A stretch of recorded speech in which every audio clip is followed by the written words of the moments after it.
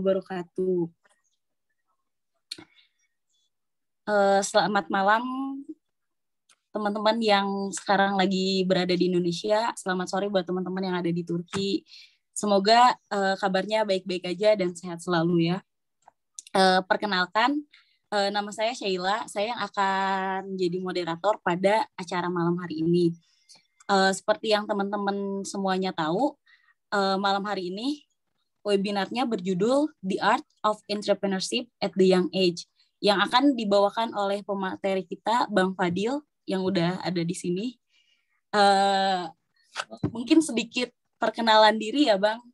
Teman-teman di sini taunya dari dari poster yang udah disebar. Bang Fadil ini merupakan alumni dari Marmara University dan juga owner dari Kuali Dine and Lounge ya. Mungkin Bang Fadil bisa memperkenalkan diri lebih lanjut. Suara alat dikit, Lounge and Dine, kali maksudnya. Apa? Salah ya? Lounge and Dine kebalik. Alat. Maaf Bang, maaf. Ya ampun. Iya. Perkenalannya gimana nih? Mau ya udah kenalin, nama saya Fadil. Saya orang biasa yang kebetulan dititipin sama Tuhan saya beberapa bisnis dan akhirnya ngebikin anak-anak PPI Turki ngundang saya ke sini. Gitu. Saya asli dari Bandung, orang tua Bandung, Bapak Bandung, Ibu Makassar. Dan ya, saya udah datang di Turki dari tahun 2012. Jadi itu artinya ini udah 10 tahun saya di Turki. Berarti gitu. aku masih SD. Awalnya tadinya kuliah. Gimana? Sorry Bang. Gimana? Kalau kamu masih SD, aku udah berapa? Aku masih SD, Bang Fadil udah ke Turki. Jadi keren banget berarti. Nggak keren dong. Itu masalah umur aja, Sheila. Itu emang udah seharusnya saya datang dan kuliah. Gitu. Berarti Bang Fadil ini S1-nya di Marmara University ya? S1 saya sebenarnya datang bukan untuk Marmara University, saya datang untuk Sulaiman Shah University. Sulaiman Shah University adalah universitas yang dulunya dikelola sama organisasi anti pemerintahnya Turki yang sekarang sudah ditutup. Jadi kalau mau nyari googling Sulaiman Shah University itu udah nggak ada.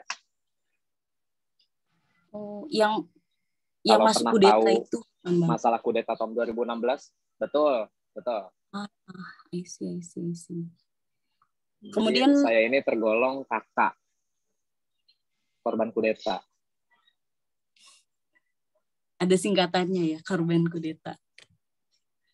Ada singkatan. Kemudian dari universitas itu Bang Fadil beres lanjut ke Marmara atau gimana Bang? Dari situ sebelum kudeta, setelah kudeta kita dipaksa untuk nyari kampus lain.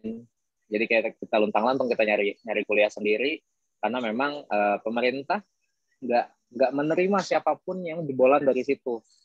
Akhirnya saya Yatay Geçiş, tahu Yatay Geçiş nggak? Enggak tuh. Pindah apa kampus. Tuh Bang?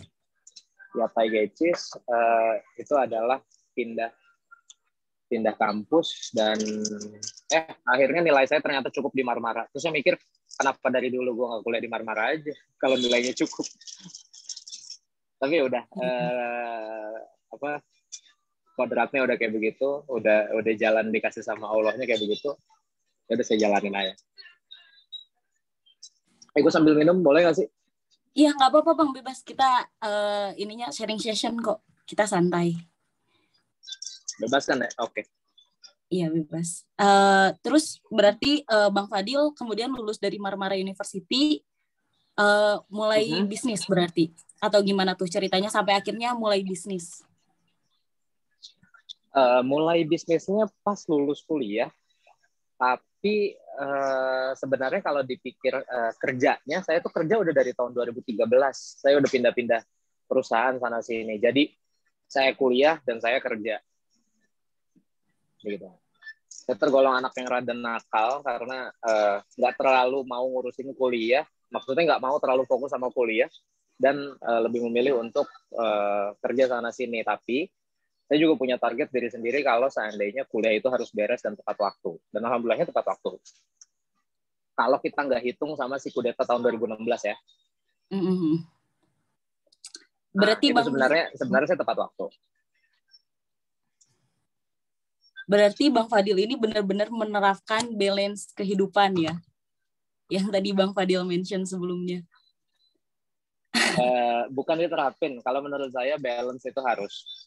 Banyak main sama dengan banyak belajar. Banyak bercanda, jangan sampai seriusnya kurang. Kebanyakan serius jangan juga membuat kita akhirnya jadi sedikit bercanda gitu loh. Dan itu menurut saya bukan sesuatu yang harus diterapkan. Memang seharusnya seperti itu. Karena tahu nggak sih lah? Karena kalau seandainya kamu kebanyakan main dan kamu menyingkirkan sekolah kamu dan pendidikan kamu akan ada di satu masalah. Itu yang terjadi kalau seandainya kita nggak balance. Pasti muncul sebuah masalah. Dan untuk menyelesaikan masalah butuh kepintaran toh. Dari mana kita bisa menyelesaikan masalah kalau emang kita nggak belajar secara bagaimana cara menyelesaikan masalah kan? Ya. Aku take note banget gitu sih. Simple gitu. Betul. Tadi Bang Fadil sempat mention juga selain Koali, Bang Fadil memiliki beberapa bisnis lain ya? Betul. Boleh diceritakan nggak Bang sedikit tentang bisnis-bisnis yang Bang Fadil jalankan? Bisnis-bisnis yang saya jalanin. Jadi sebenarnya yang saya lakukan adalah sebenarnya sesuatu yang saya fokuskan sih bahasanya. Yang saya fokuskan adalah sesuatu tentang food and beverage. Itu adalah dunia makan dan minum. Bukan hanya berbisnis restoran. Kalau kita ngomongin F&B, ada menjadi seorang distributor, menjadi seorang produsen, menjadi apapun yang memproduksi sesuatu untuk dimakan atau diminum, itu ada di satu industri yang namanya food and beverage. Dan saya sangat suka sama itu karena saya doyan jajan orang. Simpelnya sih gitu. Jadi salah satu bisnis yang saya fokuskan adalah berbisnis restoran. Satu di Istanbul, ada satu kafe di Bandung, tapi sekarang saya udah nggak ngurus operationnya. Terus di sini juga ada Galeri Ibu. Galeri Ibu itu adalah galeri etnik Indonesia. Jadi di samping F&B saya juga ada hobi lain. Kalau saya itu suka barang-barang etnik Indonesia, kayak saya suka ngeliatin batik, walaupun itu sangat keibu-ibuan nih. Nongkrong di tukang batik, megang-megang batik gitu. Nggak tahu, saya suka aja hal-hal kayak begitu. Dan ternyata dari hobi itu ternyata bisa menghasilkan uang. Saya sangat suka lukisan, saya suka patung, barang-barang seni sih intinya, tapi bukan seni kontemporer, tapi lebih ke seni etnik sebuah suku atau sebuah daerah ya. Yang sekarang bisa saya fokuskan adalah barang etnik Indonesia. Gitu. Jadi kurang lebih bisnis yang running ada 3 berarti. Berarti Bang Fadil ini memiliki ketertarikan khusus di bidang food beverage dan seni. Kalau boleh tahu Bang Fadil sendiri ketika kuliah jurusannya apa tuh? Saya kuliah jurusan bisnis. Saya sekolah bisnis. Dan bisnis ya bisnis aja. Dan orang banyak yang salah kaprah kalau seandainya udah sekolah bisnis kita bisa kerja apa aja. Dan memang rata-rata begitu. Kalau lulusan persenan angka orang yang lulus dari sekolah bisnis dan akhirnya berbisnis itu cuma sedikit. Oh iya. Ya, kalau orang sekolahnya bisnis, most of them sekitar katakanlah lebih dari 50% mereka justru kerja di korporat. Justru dunia bisnis dipenuhi sama orang-orang yang ngerti teknis. Ah, Contoh, aku baru misalnya dengar. Sheila kuliah misalnya tentang geologi, tentang batuan, atau tentang kimia misalnya. Sheila kuliah tentang kimia dan karir membawa Sheila akhirnya bekerja di salah satu perusahaan semen, pengadukan semen misalnya. Orang-orang kayak Sheila itu biasanya karena udah tahu teknis yang lama-lama dia mengerjakan sendiri dan akhirnya yang saya bilang tadi orang teknis lama-lama bisa berbisnis. Tapi orang yang justru sekolahnya bisnis rata-rata jarang yang mengerjakan bisnis.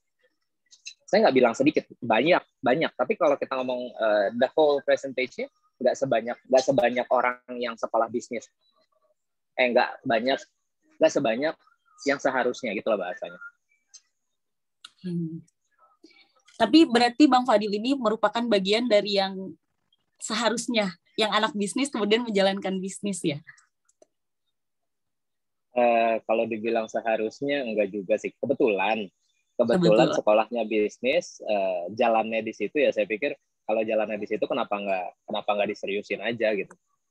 Itu sorry HP-nya jatuh-jatuh. Oke. Nggak apa-apa kok Bang. Berarti dari bisnis-bisnis yang Bang Fadil jalanin ini rata-rata itu sejalan dengan kesukaan atau passionnya Bang Fadil, benar nggak sih? Nah, itu dia permasalahan kombinasi saat tahu gue udah suka bisnis, dikombinasikan dengan hobi gue apaan. I see. Kok jadi rubah ya? Tadi ngomong pakai saya, cuman gue aja ya lanjut, boleh nggak sih? Iya nggak apa-apa, nggak apa-apa. Pakai gue juga nggak masalah. Boleh. Jadi gini. Kita santai sharing session. Santai kan ya? Makanya gue ngerokok sama ngopi dari tadi. Oke. Jadi begini, bisnis menurut gue adalah sesuatu yang semua orang harus tahu juga.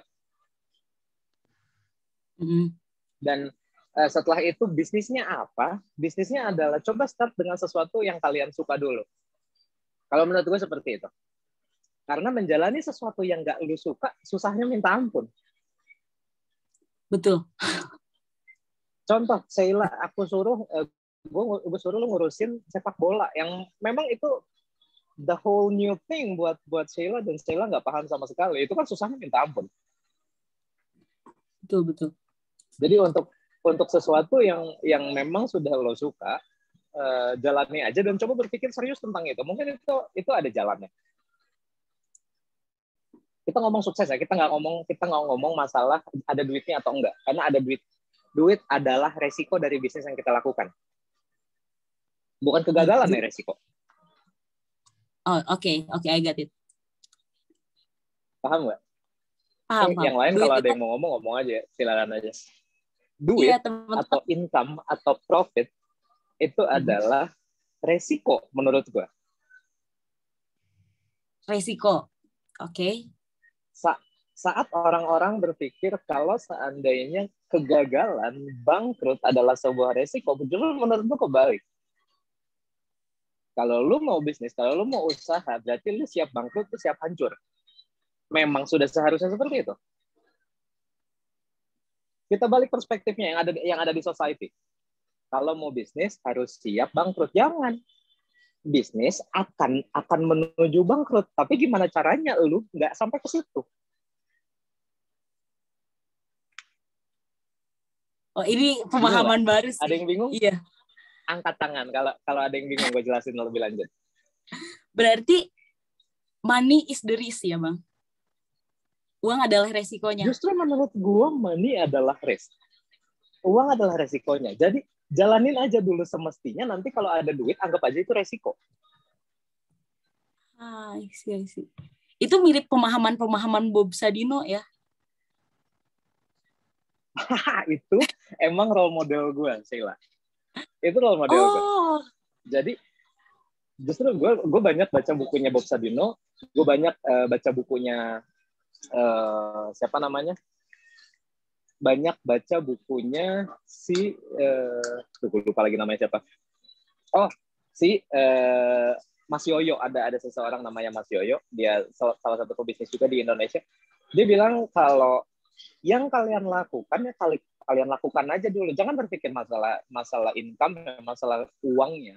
lakukan saja dulu. Bangkrut emang pasti akan bangkrut. Cepat atau lambat itu akan bangkrut, akan tutup kok. Gak ada bisnis yang selamanya hidup gitu. Resikonya beruntung. Jadi money Kalau is ada yang the nggak risk. setuju, nggak apa-apa loh. Angkat tangannya aja bersuara gitu. Money is the risk. Ya. Okay, I get it. Terus ini menarik banget sih buat dibahas menurut aku. Berarti ketika kita memulai suatu bisnis, kita itu dare to fail ya, Bang? Bukan dare to fail. Kalau dare itu justru harus deal with it. Mm-hmm. Kesalahan itu bakal pasti, kekalahan itu bakal pasti. Jadi berpikirnya kayak begini, Sheila. Ini gue mau tularin cara berpikir kayak gini. Jangan anggap mengangkat trofi, mengangkat piala adalah hasil. Tapi itu adalah hasil dari ulah kita, di mana kerja kita sungguh-sungguh, kerja kita keras, kita fokus, kita berkomunikasi dengan baik. Ya, gara-gara gimana bahasanya? Gara-gara lu kayak begitu, resikonya sekarang lu juara. Balik pemikirannya. Tuh kan gara-gara lu terlalu serius lu jadi aja juara. Iya sih, betul. Itu gila sih, aku baru banget ngedengar coba dibalikin pemikirannya. Itu.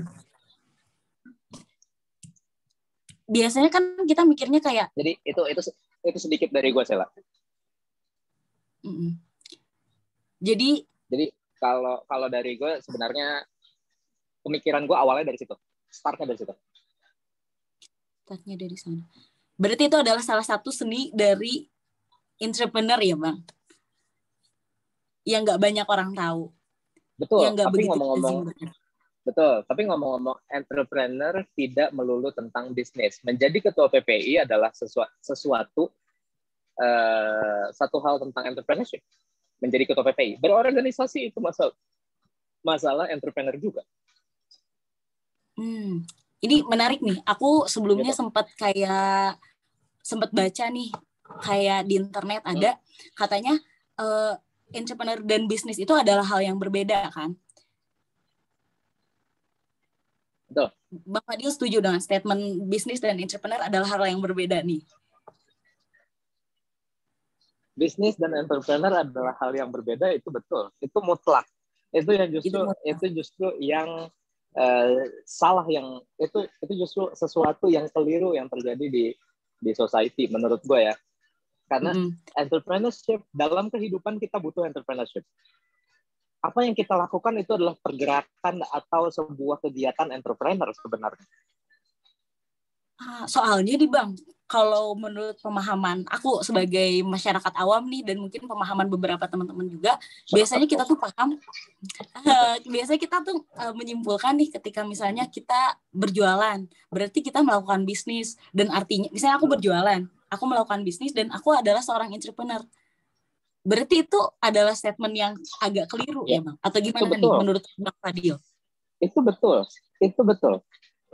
Saat sudah melakukan bisnis, itu adalah sebuah kegiatan entrepreneurship. Tapi saat kita ngomongin entrepreneurship, itu nggak melulu bermasalah tentang uang. Coba deh. Jadi nggak melulu tentang bisnis yang kita omongin saat. Oke, kita balikin lagi. Sekarang Sheila tolong jawab gua. Apa arti entrepreneurship menurut Google? Menurut Google, entrepreneurship itu yang ada di Google. Ketika orang melakukan bisnis, pertama sesuai passion, kedua dia goals-nya itu nggak selalu tentang uang karena dia melakukan itu dengan passion. Kemudian dia siap menghadapi perkembangan zaman. Menurut Google ya. Aku tadi nyari di Google.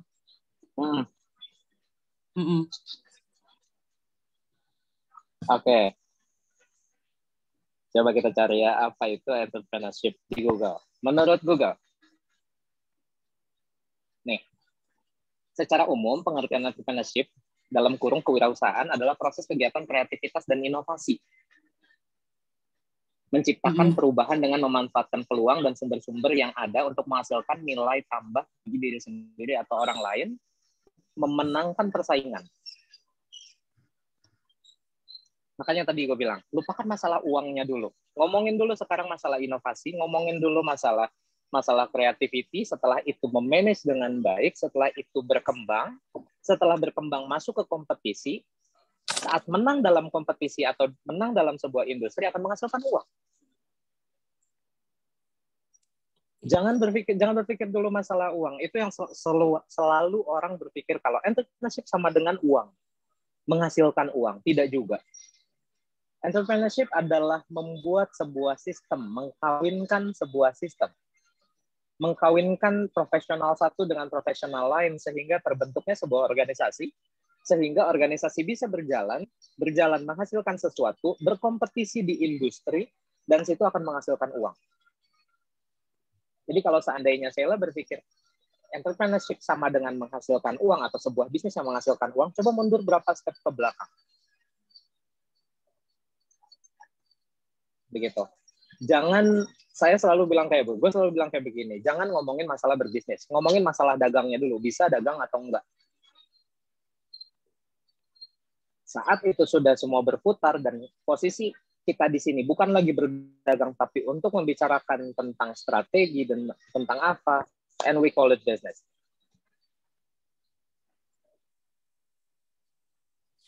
Ngerti? Agak nge-freeze sedikit Bang di akhirnya. Kayaknya langsung pada diem gitu.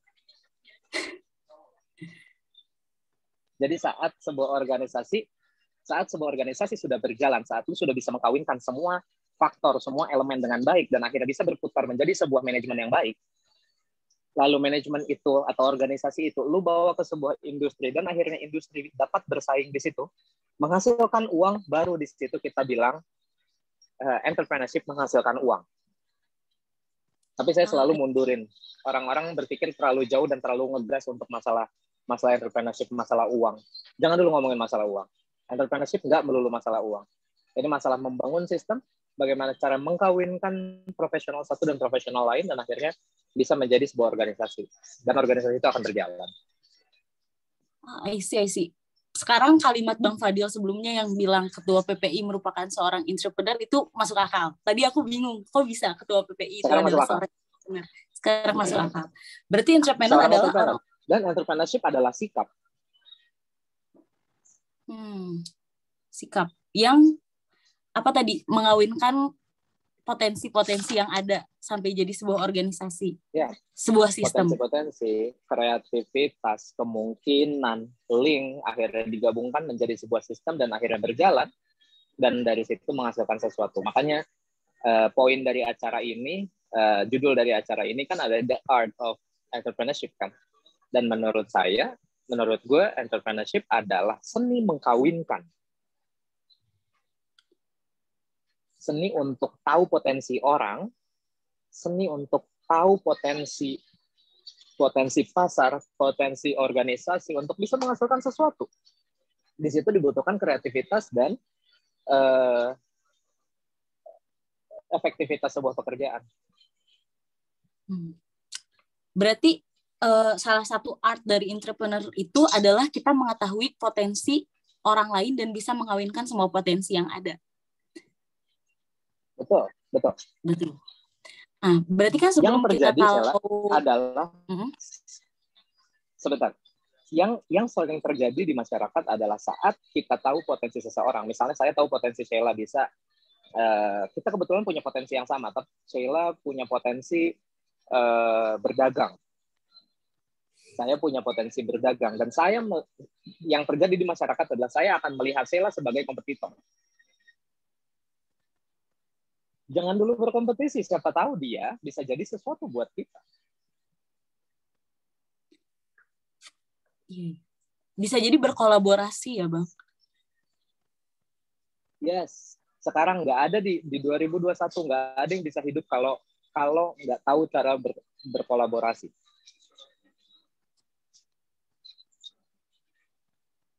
Betul sih, setuju banget. Tahu Hailey penyanyi? Hailey tanpa BTS, dia hanya akan penyanyi biasa aja. dia tahu potensi BTS dan BTS tidak diserang sama dia, akhirnya Hailey dan BTS gabung menjadi hits dunia. Walaupun Hailey di situ partnya cuma Oma Mamai. Oh iya iya iya. Betul betul. Iya. Contohnya kayak begitu. Kalau seandainya Hailey bilang, gue bisa nyanyi, BTS bisa nyanyi, terus kita tabrakin, ya jangan ditabrakin BTS. Orang BTS bersekian, berberapa sih? Berdelapan ya? Dia sendiri. BTS berdelapan, lu sendiri, jangan lu hajar lah. Ya berkolaborasi lah. Iya, betul. Kenapa sih senang banget untuk berkompetisi? Wah, ini menarik banget sih pemahaman. Iya, iya, betul. Kolaborasi. Hal-hal lain itu lebih baik collab. Jadi kalau ngomongin masalah entrepreneurship adalah poinnya menurut saya adalah mengawinkan. Nah, jangan tanya saya gimana kunci sukses karena nggak ada yang megang kunci sukses. Kalau seandainya salah satu dari kita di sini Yasin punya kunci sukses, bakal gue kejar ke Sakarya, kasih tahu gue kunci sukses apaan. Gak ada yang tahu kunci sukses. Sebelum kita ngomongin kata sukses, tahu positioning aja dulu, tahu bagaimana cara bergerak aja dulu. Dari situ muncul sebuah kunci sukses yang akan berbeda satu dengan lainnya. Kunci sukses yang akan dilakukan Sheila dan kunci sukses yang bakal dilakukan seorang Fadil akan jauh berbeda. Karena cara seorang Sheila menggabungkan potensi atau menjadi seorang entrepreneur dan Fadil menjadi seorang entrepreneur itu adalah dua hal yang berbeda. Dua kepala yang berbeda, jelas berbeda pemikirannya. Tapi intinya cuma satu, saat kita tahu potensi dan kita bisa mengawinkannya, itulah sebuah hal besar akan terjadi. Ini menarik banget sih. Berarti kita harus tahu nih potensi orang, kita harus tahu nih potensi apa yang bisa kita kawinkan. Tapi kan sebelum itu nih Bang, kita harus tahu dulu nih potensi kita tuh sebenarnya apa. Iya nggak sih? Oke, betul. Nah, gimana sih caranya? Jangan asal-asal ngelempar ke orang gitu. Gimana caranya kita menemukan potensi kita dan kita tuh tahu kalau itu tuh potensi kita. Iya, lebih ke cara mengenali diri sendiri. Itu ada Alia, gimana cara mengenali diri sendiri. Oke, sekarang gue tanya sama panitia. Kenapa panitia memilih seorang Fadil untuk berbicara di sini?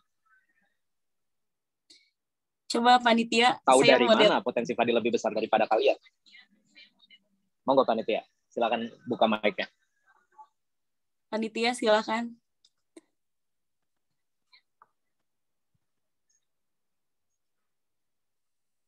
Bang Fikri panitia. Iya, Bang Fikri panitia. Kiki ya maksudnya. Oke, so kenapa seorang Fadil yang akhirnya itu? Ini kan ngomongin potensi. Seorang Bang Fadil.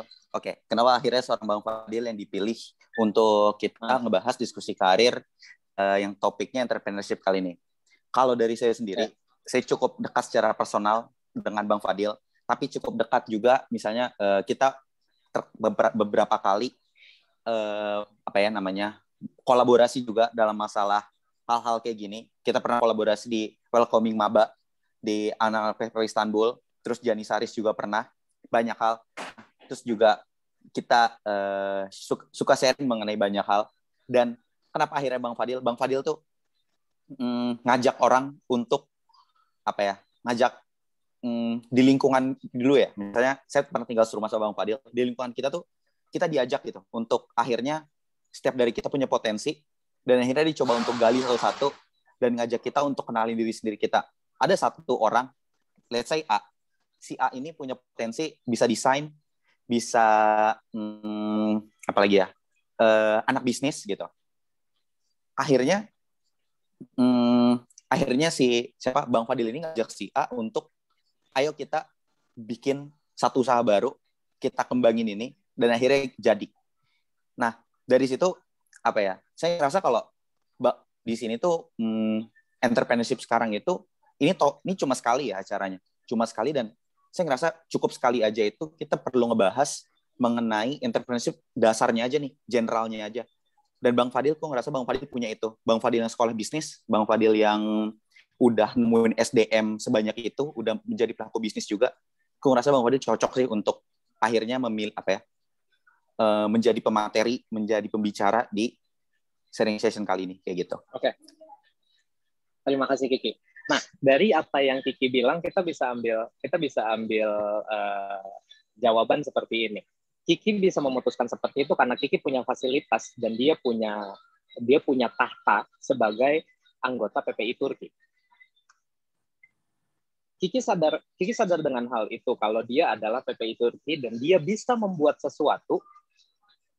Dia bisa membuat sesuatu tapi bukan dia yang capable untuk berbicara. Akhirnya dia pernah dengar dan dia pernah dekat dengan seseorang yang namanya Fadil dan dia berpikir, oh Fadil pantas di sini. Ditariklah seorang Fadil ke acara ini. Dan Kiki tahu ada beberapa orang yang sedang mengulik tentang entrepreneurship dan akhirnya dibawa juga ke tempat ini. Tergabunglah di sini. Kiki dan panitia yang mengkawinkan akhirnya. Apa yang terjadi? Akan terjadi sebuah organisasi, akan terjadi sebuah obrolan di sini. Kita nggak usah ngomongin masalah uang yang terjadi di sini. Setelah kita berkumpul di sini dan ada seseorang bilang, ada yang berani komen di sini misalnya, hey gue bisa desain grafis, hey gue bisa, guys gue bisa produksi atau apa segala macam. Dan saat itu berkumpul, itulah sebuah bisnis dimulai. Tapi untuk masalah pengawinannya, masalah pemikirannya, masalah idenya seperti apa, itu adalah step awal bagaimana cara menjadi seorang entrepreneur. Dan itu yang dilakukan Kiki adalah sikap entrepreneurship, walaupun Kiki tidak sadar dia sedang melakukan entrepreneurship di sini. Seperti itu. Jadi sesimpel itu yang bisa gue katakan. Saat kalian bisa punya creativity untuk meng-create sesuatu dan kalian sangat capable untuk berpikir si A adalah orang yang cocok di posisi ini, si B punya kekuatan di sini, akan gue taruh di posisi B. Mengawinkannya itu adalah sebuah seni entrepreneurship. Berarti Bang Kiki ini secara ada yang belum paham melakukan entrepreneur ya Bang? Seorang entrepreneur juga, dia melakukan sebuah hal entrepreneurship di sini. Aku kasih contoh ketua PPI tadi. Ketua PPI tahu seseorang ini sangat suka di dunia olahraga, ini sangat suka di seni, ini sangat suka wirausaha apa segala macam, dijadiin ketua divisi toh. Nggak semerta-merta dikasih jabatan kayak begitu kan. Sebenarnya yang dilakukan seorang ketua PPI adalah entrepreneurship yang dilakukan. Tapi balik lagi setelah itu, setelah ditaruh, dia bisa memastikan semuanya berfungsi dengan baik dan semua bisa bekerja sehingga menghasilkan sesuatu. Itu adalah sebuah kesuksesan. Jadi entrepreneurship beda, bisnis beda, kesuksesan beda, menghasilkan uang juga beda.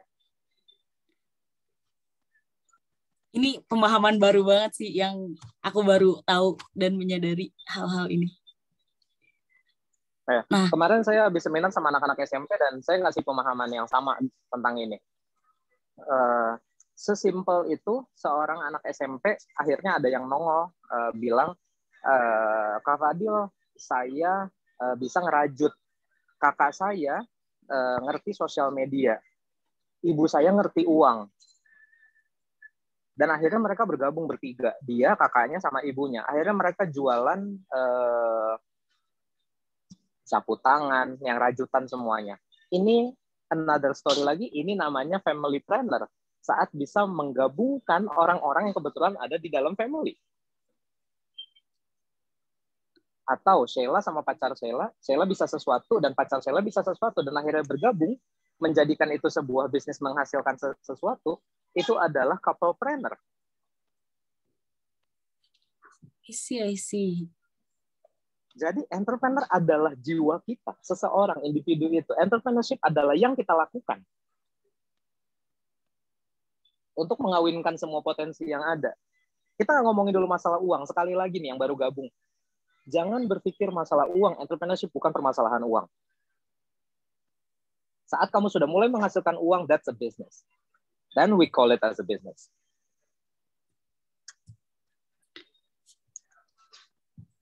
Benar sih. Berarti tadi entrepreneur itu adalah kita bisa mengawinkan potensi yang dimiliki orang lain. Nah, tadi ini balik lagi entrepreneurship. Entrepreneur tuh subjeknya itu ya, kata Bang? Sifatnya. Entrepreneur adalah kita. Setiap orang yang ada di sini bisa jadi entrepreneur. Berapa orang di sini? Ada 20, 23, termasuk saya 24. 24 orang di sini, kalian semua adalah entrepreneur. Secara tidak langsung, saat kalian berpikir, aduh gue pengen masak nih buat lebaran, Idul Adha kemarin misalnya, gue nggak bisa masak, tapi emak gue bisa masak. Mah, masak lontong ya.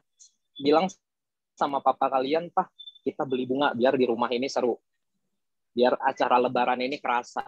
Kakak tolong beliin bukan janur, apa namanya, daun kelapa biar mama bisa bikin ini. Akhirnya sebuah organisasi terbentuk. Terjadilah lebaran. Itu adalah sikap entrepreneurship sebenarnya. Sesimpel itu. Alia mewakili mewakili aku. Dia bilang, I don't know where did you find that rich mindset. That's cool to hear. So cool to hear.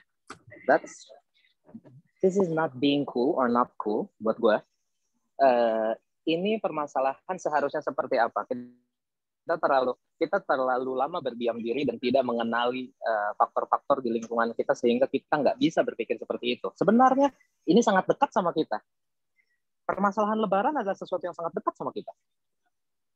Permasalahan PPI adalah sesuatu yang sangat dekat sama kita. Tapi kenapa kita selalu berpikir permasalahan teknis? Selalu permasalahan teknis. Daily life, exactly. Siapa nih? Hilda. Itu cuma permasalahan daily life. Sekarang selalu saat orang bilang bisnis, yang ada di kepala mereka adalah sport car, the huge house, money in the hand, money in the pocket. Itu bukan bisnis. Itu adalah risiko setelah bertahun-tahun apa yang mereka lakukan. Ya toh? Saat kita ngomong entrepreneurship, kayaknya bisnis banget. Bukan. Being an entrepreneur is just being yourself. So everyone can be entrepreneur. Iya nggak sih? Exactly. And everyone can do entrepreneurship.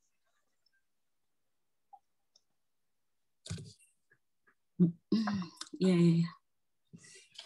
Terus berarti sejauh ini nih dari pemaparan Bang Fadil dan Bang Kiki barusan, Bang Fadil ini berarti seorang entrepreneur kan? Iya. Yeah. And how to live a life as entrepreneur? Gimana sih caranya berjalan as an entrepreneur? Sebagai entrepreneur? Sekarang gini, kita start dari kita bangun tidur deh. Saat lu bangun tidur, coba jujur sama gue mau boleh nunjuk satu orang nggak? Boleh Bang, boleh. Siapa? Untuk buka mic, boleh ya? Gue minta boleh. Yang namanya gue sebut open mic ya, open mic. Alia Lailani, boleh open mic? Oke, hai. Hai Alia. Hai Alia. Gak usah open cam, kalau kamu nggak siap nggak apa-apa. Iya, maaf ya. Open mic juga cukup, nggak apa-apa. Gimana Bang? Laila, apa yang kamu pikirkan pas kamu pertama kali bangun tidur?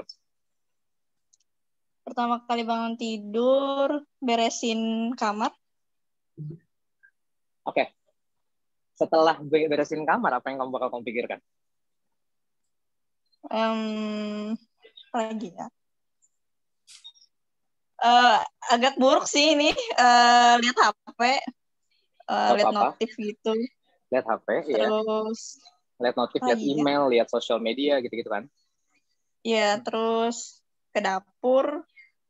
Lihat ada makanan atau enggak, kalau enggak masak. Terus apa lagi ya? Kalau ada acara mandi. Terus mikir kuliah nggak ya gue hari ini gitu. Kenapa? Terus Laila bakal berpikir hari ini gue kuliah nggak ya, mager nggak ya, gitu nggak? Enggak sih. Ya kalau udah ada jadwalnya. Iya, kalau udah ada jadwalnya, kuliah aja gitu. Oke, cukup sampai situ. Terima kasih, Laila. Oke, makasih, Bang. Live a life sama-sama.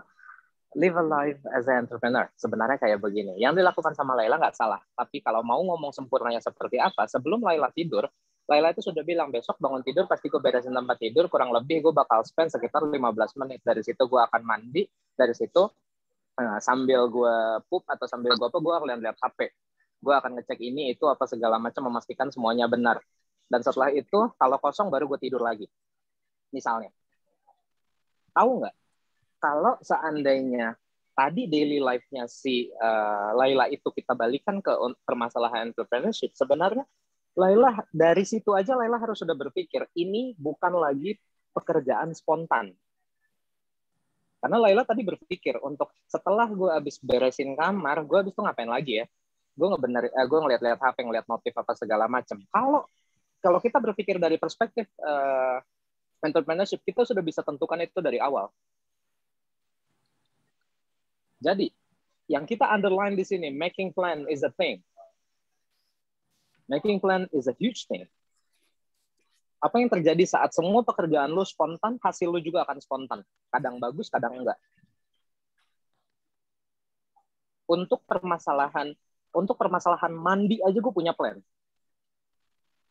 Gue kasih contoh. Hari ini gue mau keramas 2 kali. Hari ini gue pengen sabunan pakai lift. Lift itu tahu lift nggak? Yang alat gosokan itu. Hari ini gue mau mandi sambil gosok kamar mandi. Making plan is a thing. Making plan is everything. Jadi once lu udah bikin plan itu dan itu terjadi, seberapa bahagianya seorang Laila saat itu. Dan dari situ kita bisa bilang Laila sukses dengan mandinya hari itu.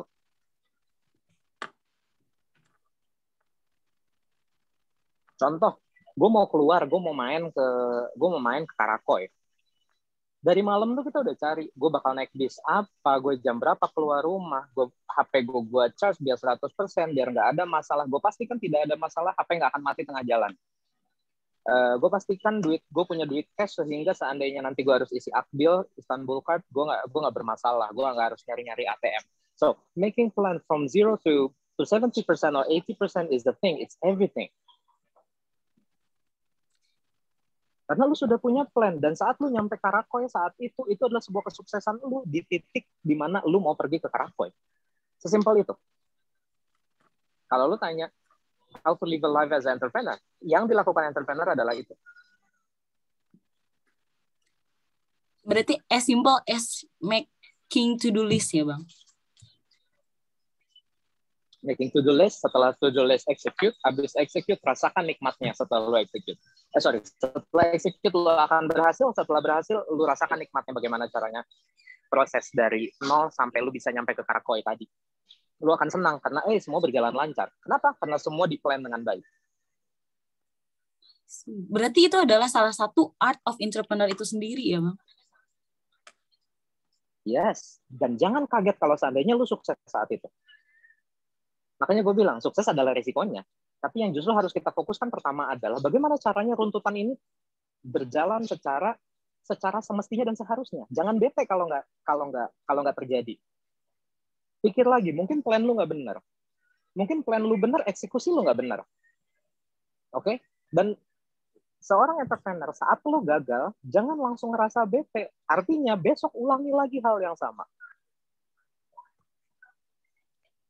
Sampai lu berhasil, seberapa bahagianya lu menjadi orang yang sangat bahagia, padahal cuma kecil aja. Lu berhasil mandi, lu berhasil nyampe Karakoy. Itu doang. As simple as that. Berarti fokus ke Hilda proses. Farida, bagus, poin bagus. Sebentar. Fokus pada proses, bukan tiba-tiba jadi crazy rich Asian. Exactly, 100% betul. Fokus pada proses, dan prosesnya itu dibantu oleh entrepreneur itu sendiri ya, Bang, berarti. Sikap entrepreneurship itu sendiri. Lo adalah seorang entrepreneur. Ya? Lo menggunakan entrepreneurship di diri lo sendiri untuk bisa menghasilkan sesuatu. Nanti kita bicara masalah how to do business. Cuman itu menurut gue nggak semua orang harus berbisnis. Bang Fadil, setuju dengan statement tidak semua orang harus berbisnis? Menarik nih. Lagi bridging mau ke ini ya. Kemana tuh? Mau bridging ke topik yang kemarin, Ki. Jadi gini, satu hal yang gue pelajarin, nggak semua orang harus berbisnis. Tidak semua entrepreneurship berujung pada bisnis dan berujung pada menghasilkan uang yang banyak. Bukan itu poinnya. Kalau ngomong masalah menghasilkan uang, seseorang yang bekerja di sebuah kafe sebagai waiter juga dia menghasilkan uang. Oke. Ada satu hal yang gue percaya begini. Posisikan orang terbaik di tempatnya. Kalau memang lo tidak capable di dunia bisnis, jangan di bisnis. Mungkin dunia lo adalah dunia teknis, bukan dunia manajemen. Posisikan seseorang yang capable di bidangnya. Jangan paksakan seseorang yang tidak capable di tempat. Itu siapa ya? Itu ada yang kelepasan open mic kayaknya. Kelepasan. Oke. Balik lagi kan tadi gue ulangin ya. Kalau ngomongin masalah entrepreneurship, ngomongin masalah bisnis, ini aja permasalahan menempatkan seseorang yang sangat capable di bidangnya. Tidak semua orang harus berbisnis. Kalau memang you tidak capable di bisnis, jangan melakukan bisnis. Kalau memang you bukan seorang ulama, jangan berbicara masalah agama. Jangan tiba-tiba jadi SJW dan ngomongin masalah politik di negara you. Kalau memang lu tidak capable dan tidak tahu banyak tentang itu, hanya ngomongin masalah opini pribadi, dan akhirnya lu share. Terlihat apa akhirnya? Orang-orang yang jadi capable, orang-orang yang capable di bidang itu lu akan terlihat bodoh di situ. Ada satu ceritanya teman gue. Gue punya sahabat, dia bercerita, dia lebih agamis orangnya dari gue. Gue tidak agamis sama sekali. Gue melakukan ritual yang seharusnya, tapi gue tidak agamis. Yang tidak membicarakan hadis, tidak memberikan ayat setiap omongan gue. Gue bukan manusia yang seperti itu. Karena gue ngerasa agama gue buat diri gue sendiri. Kalau gue udah cukup buat diri gue, baru gue lempar ke orang lain. Itu kan, that's how you realize that you're capable in one thing. Ya kan? Ada satu kalimat teman gue namanya Awal. Awal bilang gini, Dil, Rasul aja nyuruh kita. Ada ceritanya Rasul bilang kayak begini. Jangan semua orang jadi ulama di sini. Di satu majelis itu. Jangan semua orang jadi ulama di sini. Kalau semua orang jadi ulama, siapa yang berbisnis? Siapa yang menghasilkan uang? Saat semua orang menghasilkan uang, siapa yang akan menyebarkan agama? Saat semua orang berdagang, siapa yang bakal ngebeli? Beraktinglah, bersikaplah, melakukanlah di sesuatu yang memang sudah seharusnya. Itu yang nyuruh itu Rasul kita, Nabi kita.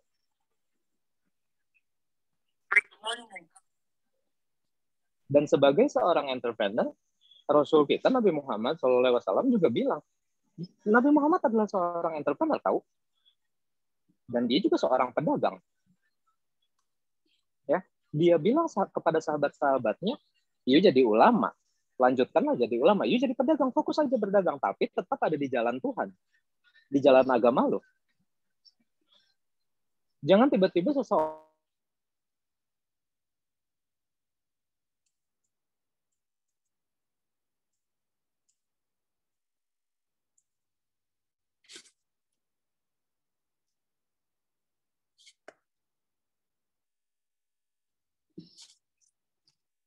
putus ya koneksinya sih. Koneksi aku apa koneksi Bang Fadilnya? Bang Fadil sih. Oh, Bang Fadil. Bang Fadilnya barusan Tunggu aja dulu kalau gitu. Oke. Coba.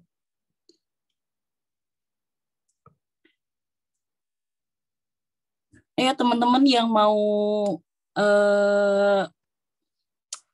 menyanggah, menambahkan, boleh langsung di kolom chat atau open mic ya. Kita sharing session nih, terbuka untuk semuanya. Halo Bang Fadil, apakah sudah kembali online?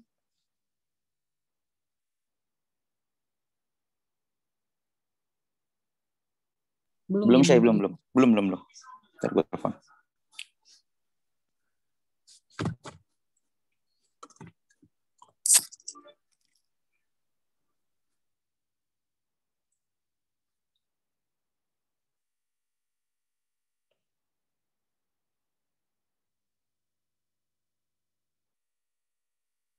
Bang Kiki di Bang Fadilnya udah masuk Hai. lagi. Sorry. Gue lupa matiin ini. Matiin data. Ada orang nelfon. Sorry. Oh, oke. Sampai mana tadi kita? Tadi sampai Rasulullah adalah seorang entrepreneur. Rasulullah adalah seorang entrepreneur. Dia memposisikan betul-betul seseorang yang kompeten di bidangnya ada di posisi itu. Dia nggak membiarkan seseorang yang tidak kompeten menjalani suatu peran. Dan apa yang terjadi saat orang tidak kompeten masuk di peran yang tidak seharusnya, itu kita akan siap-siap menghadapi kehancuran. Bukan berarti seorang Sheila tidak bisa berbicara tentang bisnis. Silakan berbicara tentang bisnis, tapi it takes time. Untuk seorang Sheila bisa berbicara banyak dan mengajarkan atau mengajak seseorang bisa berbisnis. Ya toh? Itu yang menurut gue patut kita contoh dari Rasul kita. Kebetulan gue adalah orang Islam yang gue akan mengambil contoh dari Rasul gue. Beliau saja ngomong kayak gitu. Beliau pedagang. Beliau punya teman yang lebih kaya dari beliau. Ada sahabat-sahabat Rasul yang sampai sekarang kekayaannya tidak terkikis dan tidak habis. Dan dia memposisikan diri, silakan berbisnis, lanjutkan berbisnis, dakwah urusan yang lain. Dan kepada tim dakwah, nggak usah ngomongin masalah bisnis, ngomongin aja masalah dakwah. Menarik bagaimana caranya seseorang yang sudah berbisnis tadi tetap ada di jalan Allah, atau orang yang tidak ada di jalan Allah bisa ditahan di jalan Allah. Itu salah satu pegangan gue dalam melakukan perkawinan tadi, kombinasi tadi. Karena semua orang harus mendapatkan porsi yang tepat dan mendapatkan posisi yang tepat. Gitu guys. Berarti Rasul itu pada saat itu menempatkan orang yang memang capable pada bidangnya. Ya, kenapa Rasul bisa seperti itu? Karena Rasul kenal betul ada siapa yang duduk di majelis itu toh. Karena Rasul tahu potensi dari setiap sahabatnya. Dan Rasul tahu dia siapa. Betul. Ya, Rasul tahu dia siapa dan Rasul tahu kepada siapa dia menempatkan atau mengamanatkan sebuah posisi. Itu yang harus kita contoh.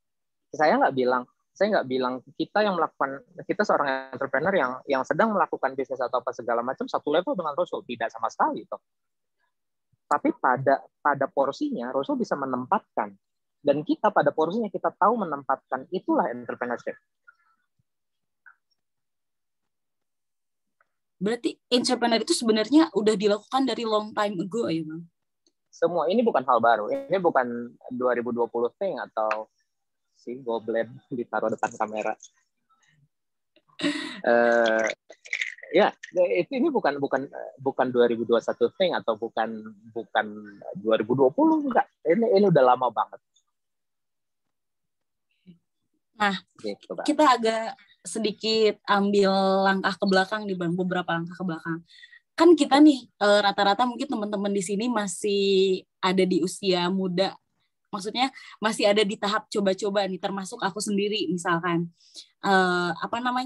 Dan gimana sih caranya, karena kita dalam tahap coba-coba nih, kita kan masih belum tahu apa nih yang sebenarnya capable untuk kita lakukan.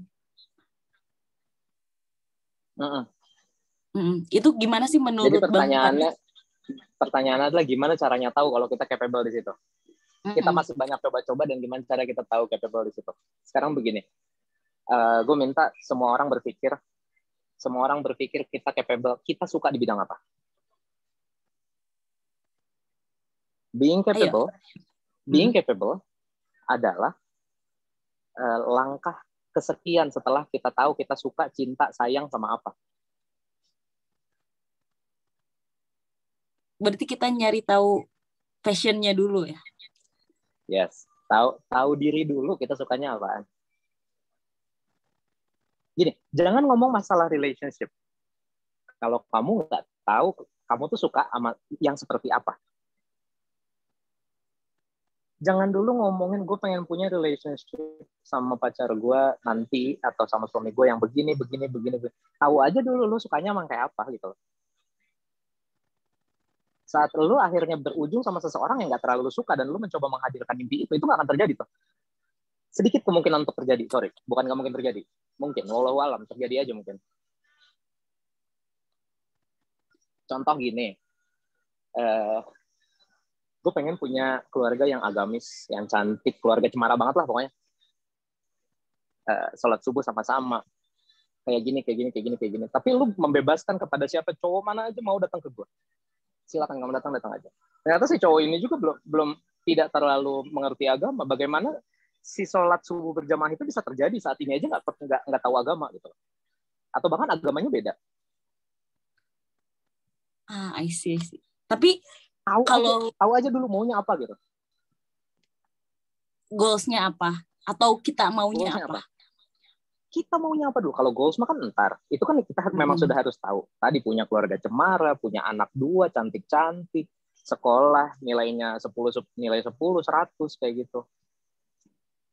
Itu memang goalsnya. Kita semua punya mimpi untuk itu. Tapi kita tahu dulu aja maunya apa sih sebenarnya. Sekarang, ayo kita semuanya berpikir, kita tuh sukanya sama apa? One thing in your life. Cari tahu apa yang lu suka. Sesusah. Segampang itu sebenarnya. Kalau masih belum tahu, berarti ada sesuatu yang ada di diri lu yang aneh. Karena lu pasti tahu apa yang lu suka.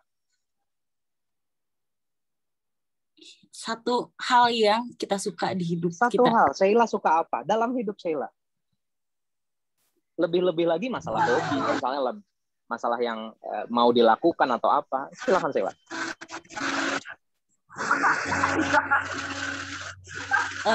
Ini Kak Yuda boleh di-mute dulu nih.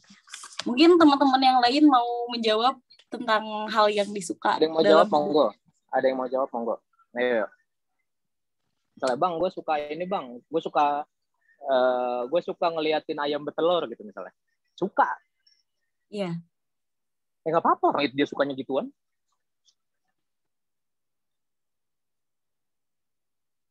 Saya suka dengan orang ngomong. Oke. Siapa? Munculin dia. Siapa yang tadi bilang itu? Bang Yogi katanya suka mendengar orang pintar ngomong. Ayo Yogi, nongkrong Yogi. Nongol.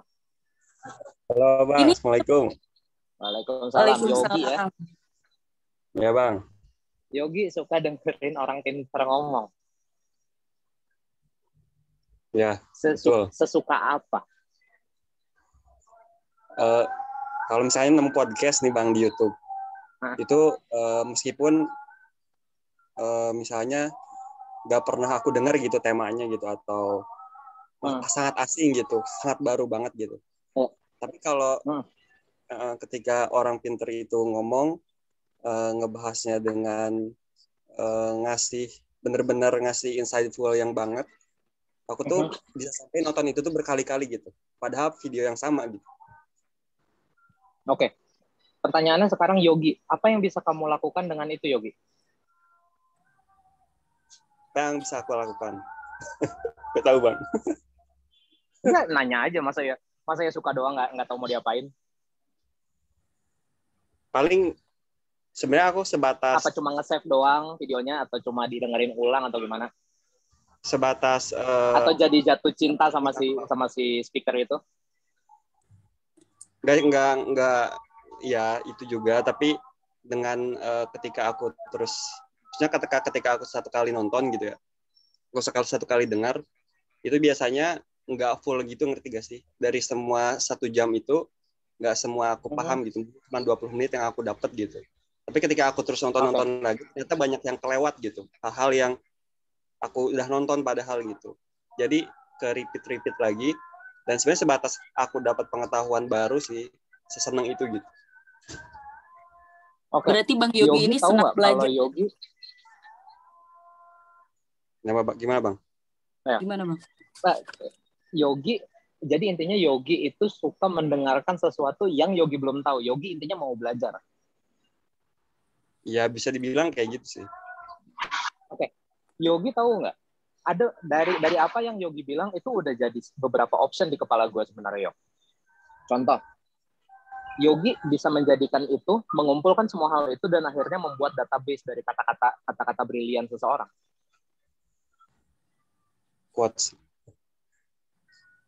quotes-nya bisa dikumpulin, potongan Ya. videonya bisa dikumpulin, atau potongan podcastnya bisa di itu. Dan akhirnya apa yang bisa dilakukan sama Yogi? Yogi bisa buka kantor media semacam Volix, USS Feeds,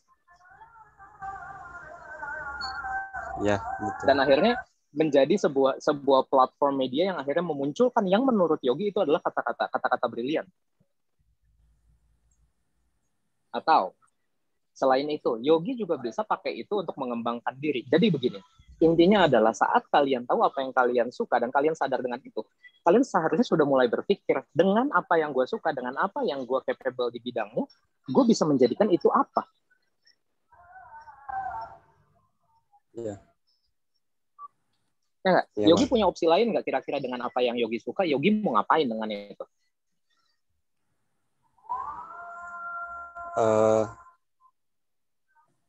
Belum ada sih, Bang. Maksudnya ya itu aja sih, cuman suka dengan pengetahuan umum aja gitu. Jadi biar juga ketika Yogi ngomong gitu ya, ada kesempatan ngomong misal jadi pembicara gitu, ya itu bisa jadi wawasannya luas gitu, bicaranya nggak kayak gitu aja gitu. Itu bisa dipakai juga untuk perkembangan diri Yogi kan, untuk Yogi be something kan. Atau ini pekerjaan nyatanya deh, seorang Yogi dengan hobi seperti itu, Yogi bisa jadi staf ahli, tahu nggak? Nggak tahu, Bang. Staf ahli pejabat itu gunanya seperti itu. Misalnya kita memberikan masukan kepada pejabat, misalnya kita staf ahlinya wali kota, misalnya wali kota Bandung misalnya, Kang Oded misalnya. Kang Oded, dari yang saya tahu tentang ini begini. Kita nggak injek pemikiran kita ke situ. Tahu nggak kalau seandainya hal yang Yogi suka tadi bisa jadi sebuah pekerjaan? Iya. Nah, hal-hal kayak begini yang harus mulai kita sadarin semuanya. Berawal dari apa yang kita suka dan mulai berpikir apa yang kita bisa lakukan dengan ini. Tapi di samping itu kita juga harus cari tahu apa kelemahan kita sebenarnya. Dan kalau saya tanya Yogi dengan hal yang kamu suka itu tadi, apa yang kamu nggak bisa? Banyak, Bang. Banyak. Misalnya Yogi bilang saya nggak bisa ngomong depan umum, atau saya nggak bisa membahasakan dengan profesional misalnya. Otomatis Yogi dituntut keras untuk bisa membahasakan yang ada di kepalanya Yogi dengan bahasa profesional, sehingga itu bisa dipakai. Pemikiran Yogi bukan hanya jadi pemikiran liar saja, akhirnya bisa dituangkan ke sebuah kalimat, atau mungkin Yogi bisa ngetik, bisa dituangkan ke ketikan, ke tulisan. Tapi Yogi bilang, gue masih punya masalah dengan ngetik 10 tangan. Berarti Yogi ada PR tambahan untuk bisa menyelesaikan kasus itu. Itulah penyempurnaan. Jadi setelah kita punya ada satu ide, kita tahu itu hobi kita, dan kita tahu akhirnya mau diapain ide itu, akhirnya kita mulai berpikir, gue bisa nggak ya seperti itu? Tapi harus sadari kalau kita punya kelemahannya di mana. Dan saat kita punya kelemahan, jangan akhirnya jadi stop. Justru untuk menyempurnakan itu gimana caranya? Ya. Oke, gitu Yogi. Terima kasih ya. Terima kasih, Bang. Bang Yogi. Jadi Bang, berarti kalau berdasarkan kalimat Abang barusan, kita tuh mulai dari hal yang kita suka. Soalnya ada kan beberapa pemahaman yang kayak kita harus memaksakan diri kita untuk bisa. Nah, berarti menurut Bang Fadil itu lebih lebih baik ketika kita tahu apa yang kita suka dibanding kita mengusahakan sesuatu. Maksudnya gimana ya? Kayak misalkan aku suka buku nih. Nah, tapi aku merasa aku tidak bisa, aku merasa si buku ini ketika aku membaca buku itu sebuah hobi aja. Nah, aku inginnya bisanya misalnya aku ingin bisanya menyanyi misalkan. Nah, dibanding aku berusaha belajar nyanyi, aku lebih baik fokus kepada hal yang aku suka. Jadi gini, kalau menurut gue Sheila ya, saat lu melakukan sesuatu yang benar-benar lu suka, kerjanya jadi ikhlas. Nyaman buat kerjainnya. Karena saat kita sudah mengerjakan sesuatu, apa sih yang kita cari? Bekerja ikhlas. Dan saat lu akhirnya sukses mengerjakan itu, kan lalu kerjanya ikhlas, happy-nya juga double. Iya, betul. Jadi all out gitu. Akan sangat tertekan saat lu harus melakukan sesuatu dan lu tidak suka sama hal itu. Capeknya minta ampun.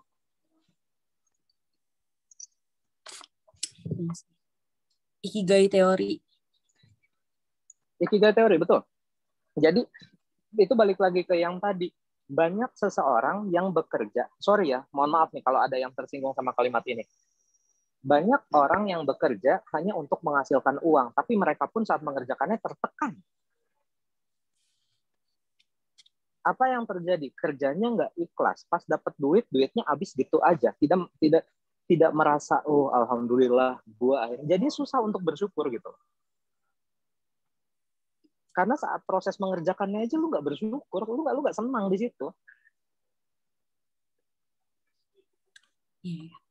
Itu sulit. Itu satu hal yang sangat sulit dikerjakan sama seorang manusia karena once lu nggak happy dengan apa yang lu lakukan hanyalah wasting time. Walaupun itu menghasilkan uang misalnya. Tapi uang bukan goals. Kesenangan diri adalah goals-nya. Ketenangan diri, keikhlasan diri adalah goals-nya menurut gue ya. Gue lebih pengen punya tim 4.000 orang daripada menghasilkan 4 juta lira dalam sebulan. Siapa yang nggak pengen punya 4 juta lira sebulan? Tapi gue punya kesenangan saat 4.000 orang bisa gue kasih makan. Ada kesenangan di situ toh. Jadi goals-nya akan berbeda-beda. Saat kita udah patok goals-nya duluan masalah uang, susahnya minta ampun.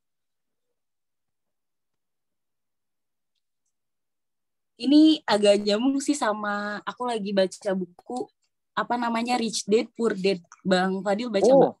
Rich Dad Poor Dad itu salah satu buku bisnis pertama yang gue baca. Bukan bisnis, itu buku mindset.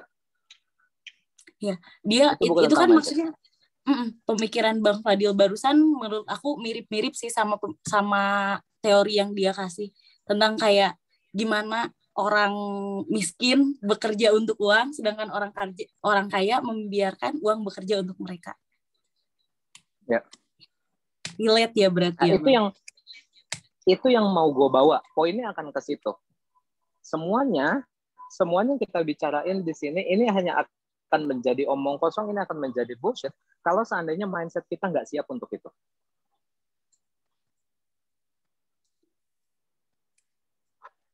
Ini And ada rich is not about money, rich is about mindset. Iya, betul. Karena banyak orang yang kaya secara finansial tapi mereka nggak bahagia. Ya, bisa. Ada. Banyak.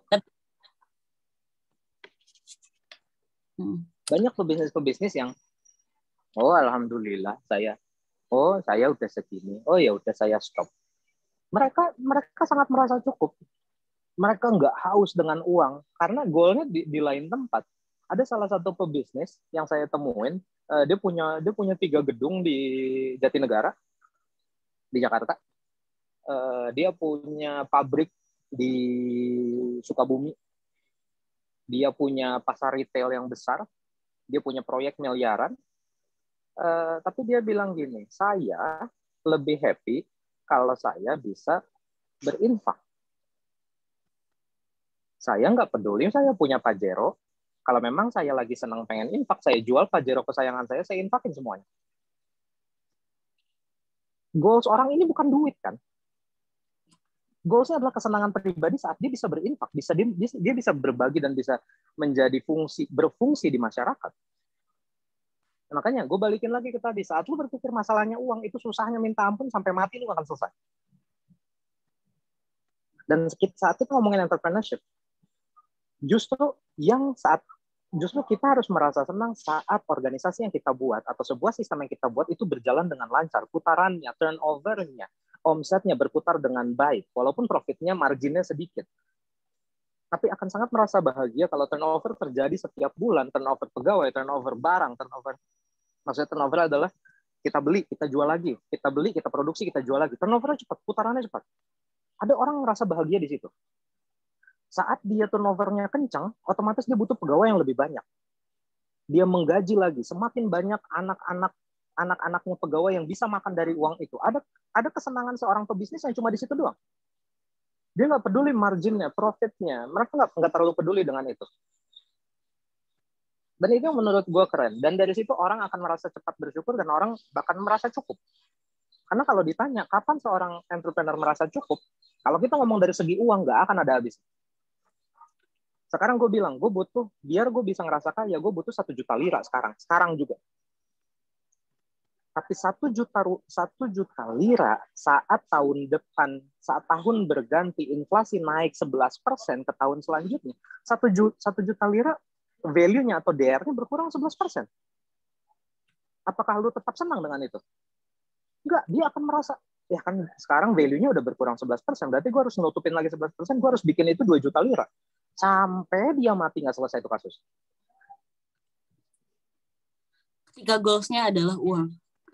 Jadi ketika goals lu adalah uang, lu akan susah berkembang karena otak lu hanya bagaimana menghasilkan uang yang ada badan lu capek dan lu nggak akan pernah senang melakukan itu. Ini ada pertanyaan masuk nih, Bang. Katanya Oke, silakan.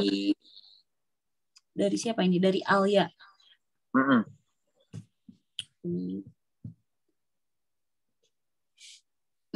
Mana Alia? Alia nongol langsung Jadi, deh kalau gitu. Alia nongol. Berarti salahkah kebanyakan, aku bacain dulu ya pertanyaannya. Sok. Oke. Berarti salahkah kebanyakan mindset orang-orang yang ngumpulin duit dulu biar stabil secara income atau finansial, dan kalau uangnya mencukupi, baru baru ngejar passion. Just asking. Oke. Just asking. Ada satu kalimat dari Bob Sadino. Dia bilang gini, kalau Oke, gue pengen bisnis, gue pengen punya pabrik sepatu, tapi gue nggak punya duit. Akhirnya dia ngejar duit. Dia kejar, misalnya membuka bisnis sepatu itu butuh sekitar 1 juta lira. Balik lagi ke 1 juta lira ya. Gue butuh 1 juta lira, gue cari aja 1 juta lira. Saat dia punya 1 juta lira, dia akan berpikir, gue udah punya duitnya nih, gue bisnis apaan ya?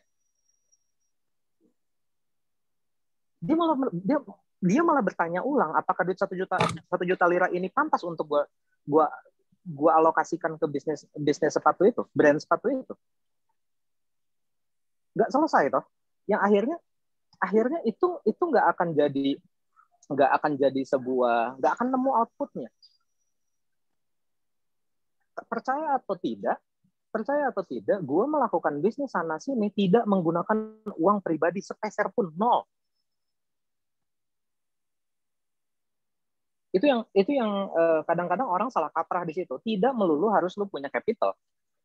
Bagus kalau lu punya capital, alhamdulillah. Udah punya capital, terus gue pengen ini dijadiin, ya alhamdulillah, bagus dong. Privilege ya Bang berarti. Itu ya berarti lu punya sebuah advantage di hidup lo saat lu mau sesuatu lu sudah punya gitu loh. Tapi tidak melulu seperti itu kok. Gue kasih tahu, gue mau mulai dari nol. Mulai dari nol bukan ngerakit nol, ya itu memang harus. Cuman menurut gue dari segi finansial gue nol, 0 rupiah, 0 tele, 0 euro, 0 dollar. Tapi kenapa bisa seperti itu? Karena gue tahu positioning. Saat lu tahu positioning, oke, gue kan gak punya uang, tapi gue punya ide dan gue punya lutut untuk gue kerjakan tiap hari. Dituangkan di paper, otak lu tuangkan ke tulisan, apakah tulisan ini nggak ada harganya? Ini, paper ini sangat penting, bisa menghasilkan uang miliaran rupiah.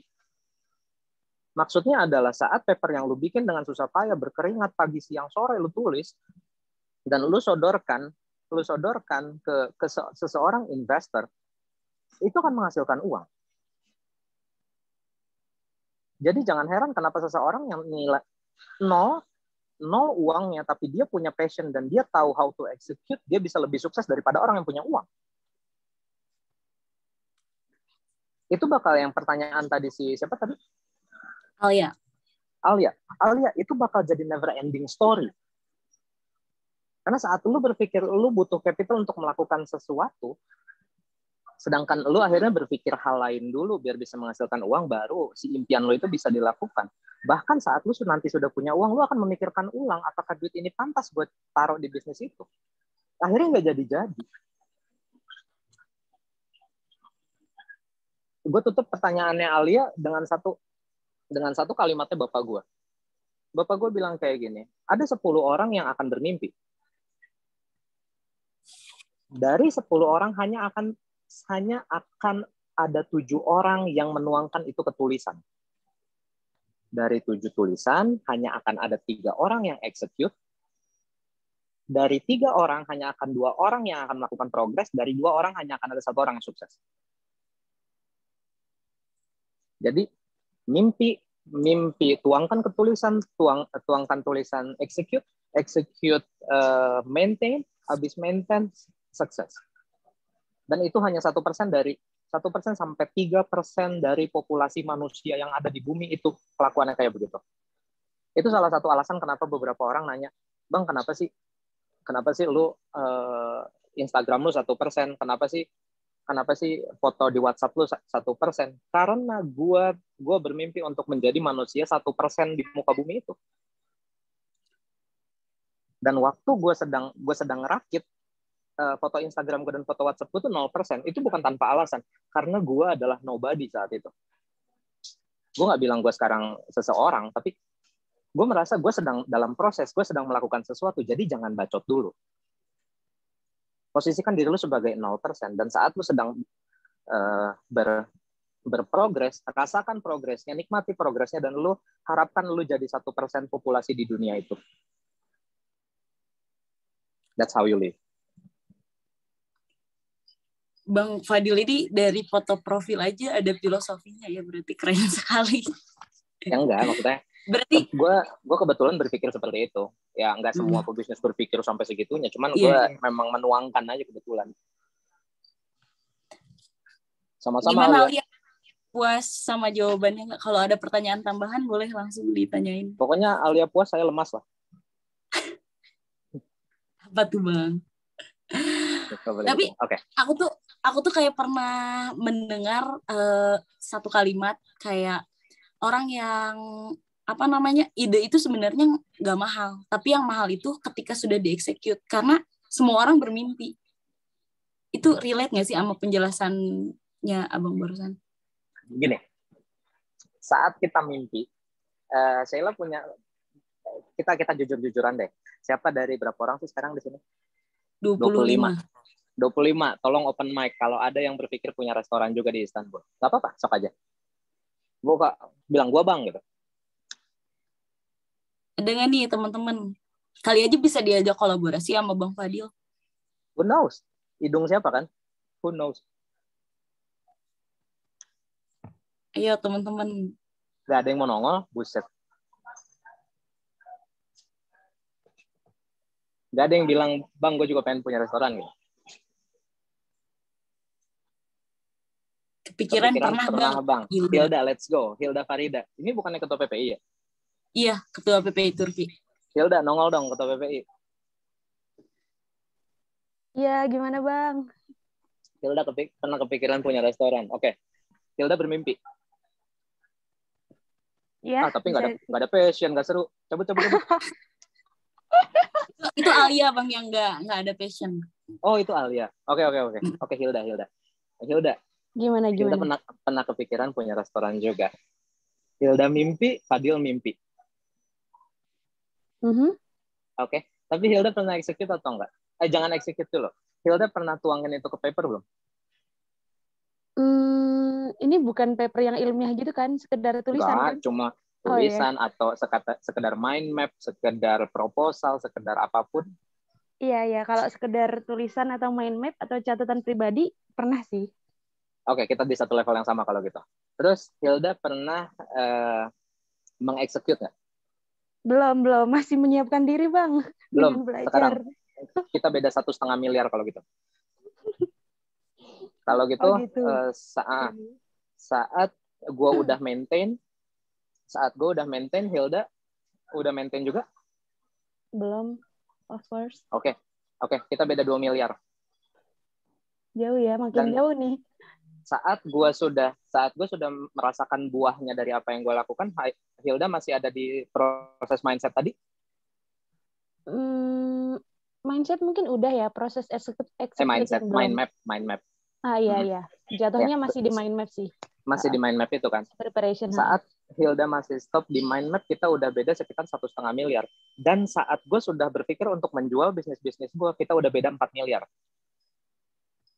Oke. Maksudnya 4 miliar adalah saat gue mau jual, sekarang harganya itu udah bukan 1,5 miliar lagi, sekarang itu harganya udah 4 miliar.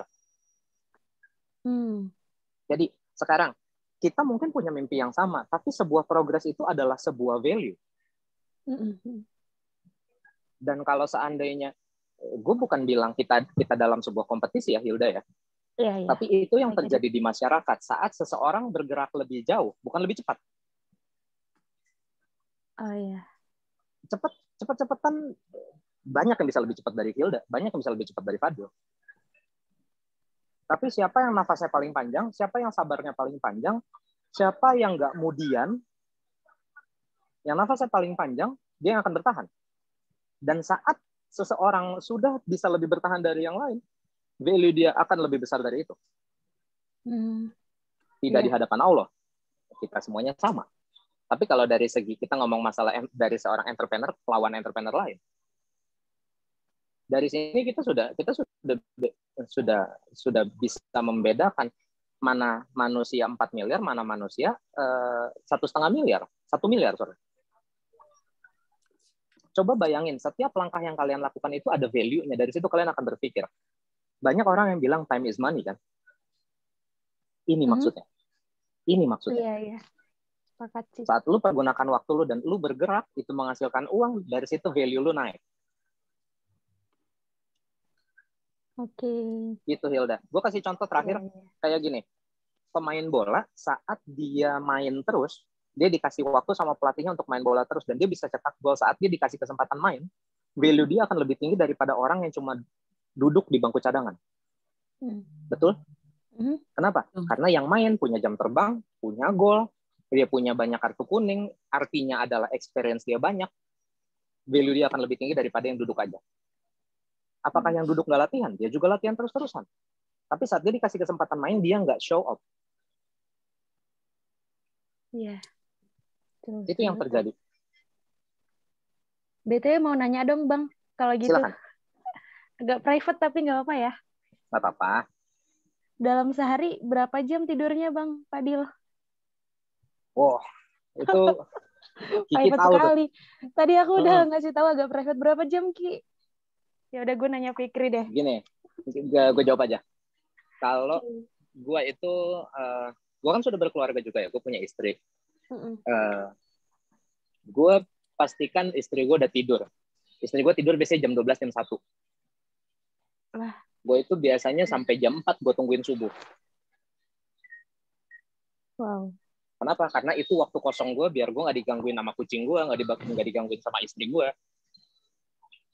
Walaupun itu istri ya, cuman gue bilang ganggu ya karena gue lagi kerja, dia bakal di sebelah gue ngeliatin gue gitu. Kayak gue kan jadi bete ya kerja ini. Kayak lu sono kayak gitu. Jadi gue tahu gue kapan bisa kerja saat itu hening, nggak ada yang gangguin gue, nggak ada notif tangtung-tangtung, nggak ada kuali yang nelfon, bang ini gimana bang, nggak ada galeri nelfon yang bilang bang ini gimana, nggak ada telepon dari Indonesia, Mas Fadil lagi kosong atau enggak. Gue nggak mau kayak begitu. Jadi gue cari waktu sekosong-kosong mungkin, gue bekerja dari jam 1 sampai jam 3 malam. Beres sholat subuh, jam 1 malam. Sampai jam 3. Sampai jam 3 sampai jam 4-an lah, sampai biasanya sih sampai azan subuh. Biasanya ya. Dari situ besok subuh gue tidur. Sampai jam 8 sampai jam 9-an lah. Itu sekitar 5 jam, 4 jaman gue tidur. Udah dari situ bangun, dan apa yang lo sudah kerjakan malamnya paginya lo execute, dan itu repeat.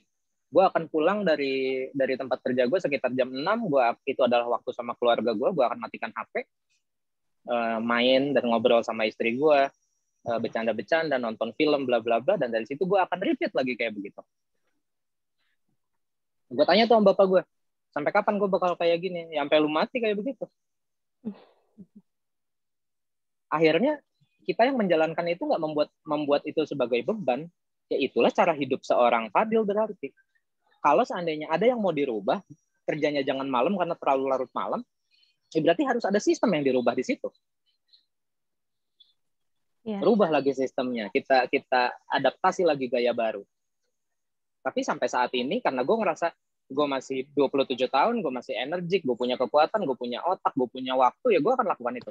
Saat nanti gue sudah mulai menua, umur gue 40, dan waktu gue sudah mulai sedikit, jam 1, jam 2 udah mulai ngantuk, gue akan rubah sistemnya dong, gue harus adaptif dengan itu. Gak mungkin seorang Fadil 40 tahun kerjanya sama gayanya kayak gaya 27 tahun. Itulah yang namanya adaptif. Salah satu syarat untuk bisa menjadi seorang entrepreneur ya adaptif. Adaptif dengan situasi badan, situasi lingkungan, masyarakat, regulasi, pekerja, harga, ekonomi, geopolitik, whatever. Semuanya ngefek sama lu saat lu memutuskan diri lu adalah seorang entrepreneur. Dan jangan menolak. Jangan menolak kayak gue nggak terlalu suka politik. Saat lu menjadi seorang entrepreneur, mau nggak mau lu harus tahu geopolitik. Kenapa? Karena siapa yang tahu geopolitik akan berdampak sama bisnis yang lu lakukan. Lu seorang mahasiswa dan lu nggak mau melek masalah geopolitik, tiba-tiba geopolitik berdampak sama proses pembuatan e-commerce lu. Apa yang akan lu lakukan? Menghina pemerintah toh? Iya. Selalu itu yang terjadi. Padahal kita pikir kalau kita melek kita bisa jadi belut. Kita bisa geser ke sini. Gitu, Hilda. Siap. Noted, Bang. Makasih banyak. Oke. Kak Hilda udah puas. Maksudnya sudah puas dengan jawaban Bang Fadil? Udah puas dari awal. Udah puas dari awal. Makasih ya Kak Hilda udah bertanya. Oke. Siap. Ada lagi kah teman-teman yang mau bertanya? Pertanyaan terakhir sebelum sesinya selesai. Kapan lagi nih bisa nanya langsung sama Bang Fadil? Barangkali masih ada yang bertanya. Jadi pada diem-diem aja, pada nyalain laptop terus tidur ya. Mereka nyimak Bang, terus kayak Enggak Bang, gitu nyimak kayaknya. kayaknya. Kita rame di grup lain ya. Sambil speechless nyimaknya.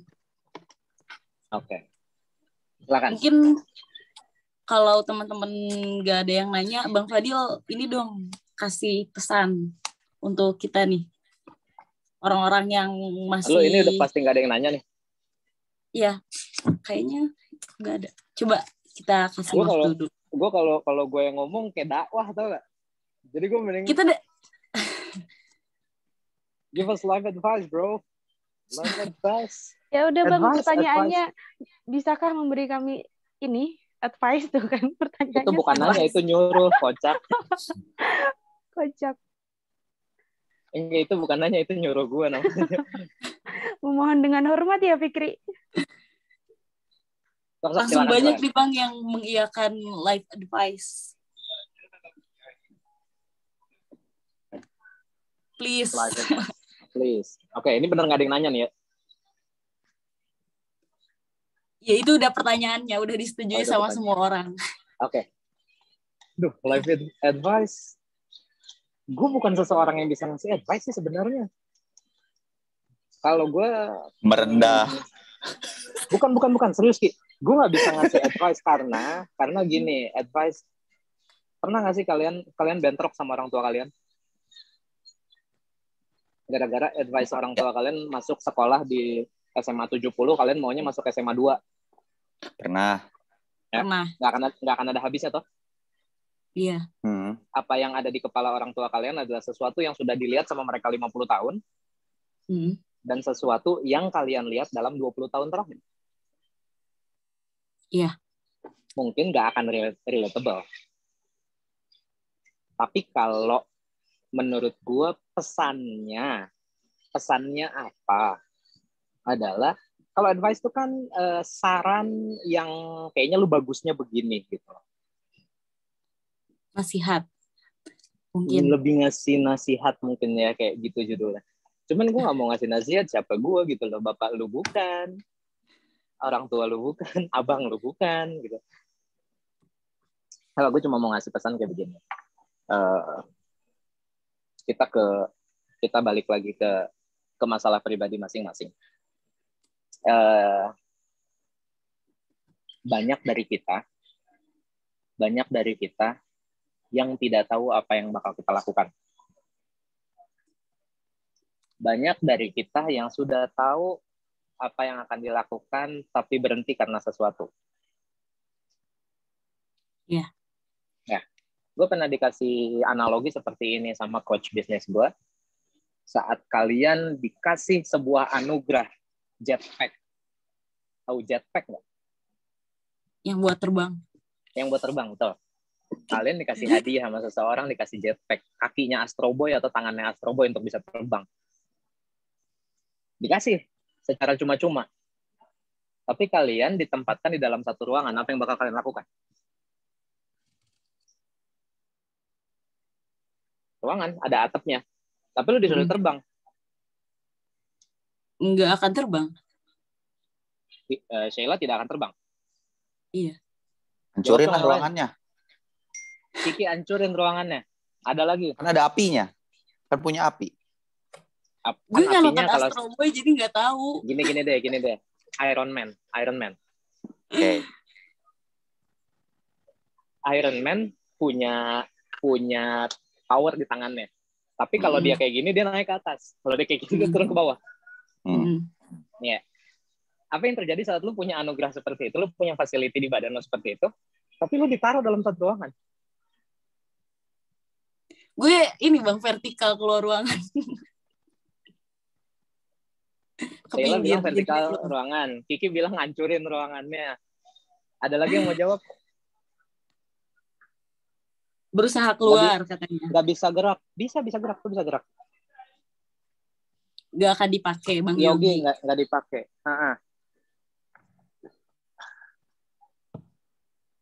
Ada lagi?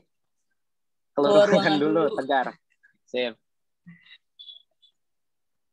Nih. Pesannya dari salah satu coach bisnis gue.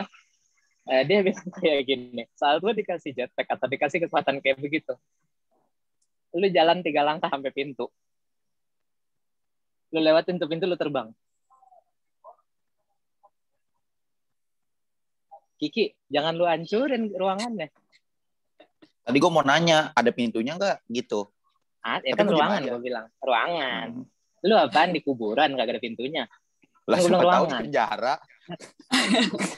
Penjara juga ada pintunya, kocak. Ya juga ya. Siapa tahu udah ada pintunya, kotak doang. Nah, ini di sini kita berpikir kalau kita itu dikunci di situ. Maksudnya gue ruangan adalah saat kita berpikir gue adalah sandwich generation, gue dapat tekanan dari orang tua gue untuk iniin adik gue sehingga gue nggak bisa berkembang. Kata siapa? Keluar dulu dari situ sebentar, dari situ lu terbang. Karena lu tahu di situ lu nggak akan bisa terbang. Ya kalaupun lu terbang, lu nabrak. Mungkin bisa jebol saat lu tabrak. Tapi kan ada rasa sakitnya. Untuk itu kita butuh menggunakan beberapa persen dari otak kita untuk berpikir sebentar. Duduk aja dulu bentar. Jangan gerasak-gerusuk pengen terbang. Kita tahu kita punya ruangan sekecil itu untuk bisa kita berleluasa terbang. Tapi ternyata tidak seleluasa itu toh. Keluar aja dulu pintu terus kita terbang. Maknanya begini. Saat kalian berpikir, selalu permasalahannya adalah permasalahan lingkaran. Kalian nggak akan pernah keluar dari box ruangan itu. Saat kalian berpikir, gue masih mahasiswa, gue susah banget berbisnis. Kata siapa? Persyaratannya Shopee itu cuma harus online tiap 3 jam sekali kok. Gue punya waktu lo untuk 3 jam dan berbisnis di Shopee. Dan bisnis nggak melulu tentang travel, bisnis nggak melulu tentang ekspor, impor, apa segala macam. Kalian hanya akan ada di satu kotak yang sama. Tapi kalau kalian berpikir untuk gue mau jadi seorang entrepreneur, gue harus mencoba di waktu gue yang masih muda ini. Keluar dulu dari mindset gue adalah sandwich generation, gue masih mahasiswa apa segala macam. Mahasiswa apa? Lu nggak 24 jam di kampus lu kan? Mungkin lu belajar di kampus, tapi kan begitu keluar, gimana caranya lu memanage waktu lu aja untuk bisa melakukan itu. Itu yang gue bilang, duduk aja dulu sebentar, walaupun kalian udah punya jetpacknya di tangan kalian, tapi tunggu aja dulu bentar. Kan nggak ada waktunya, nggak ada limitnya nih lu harus kerjakan kapan kan.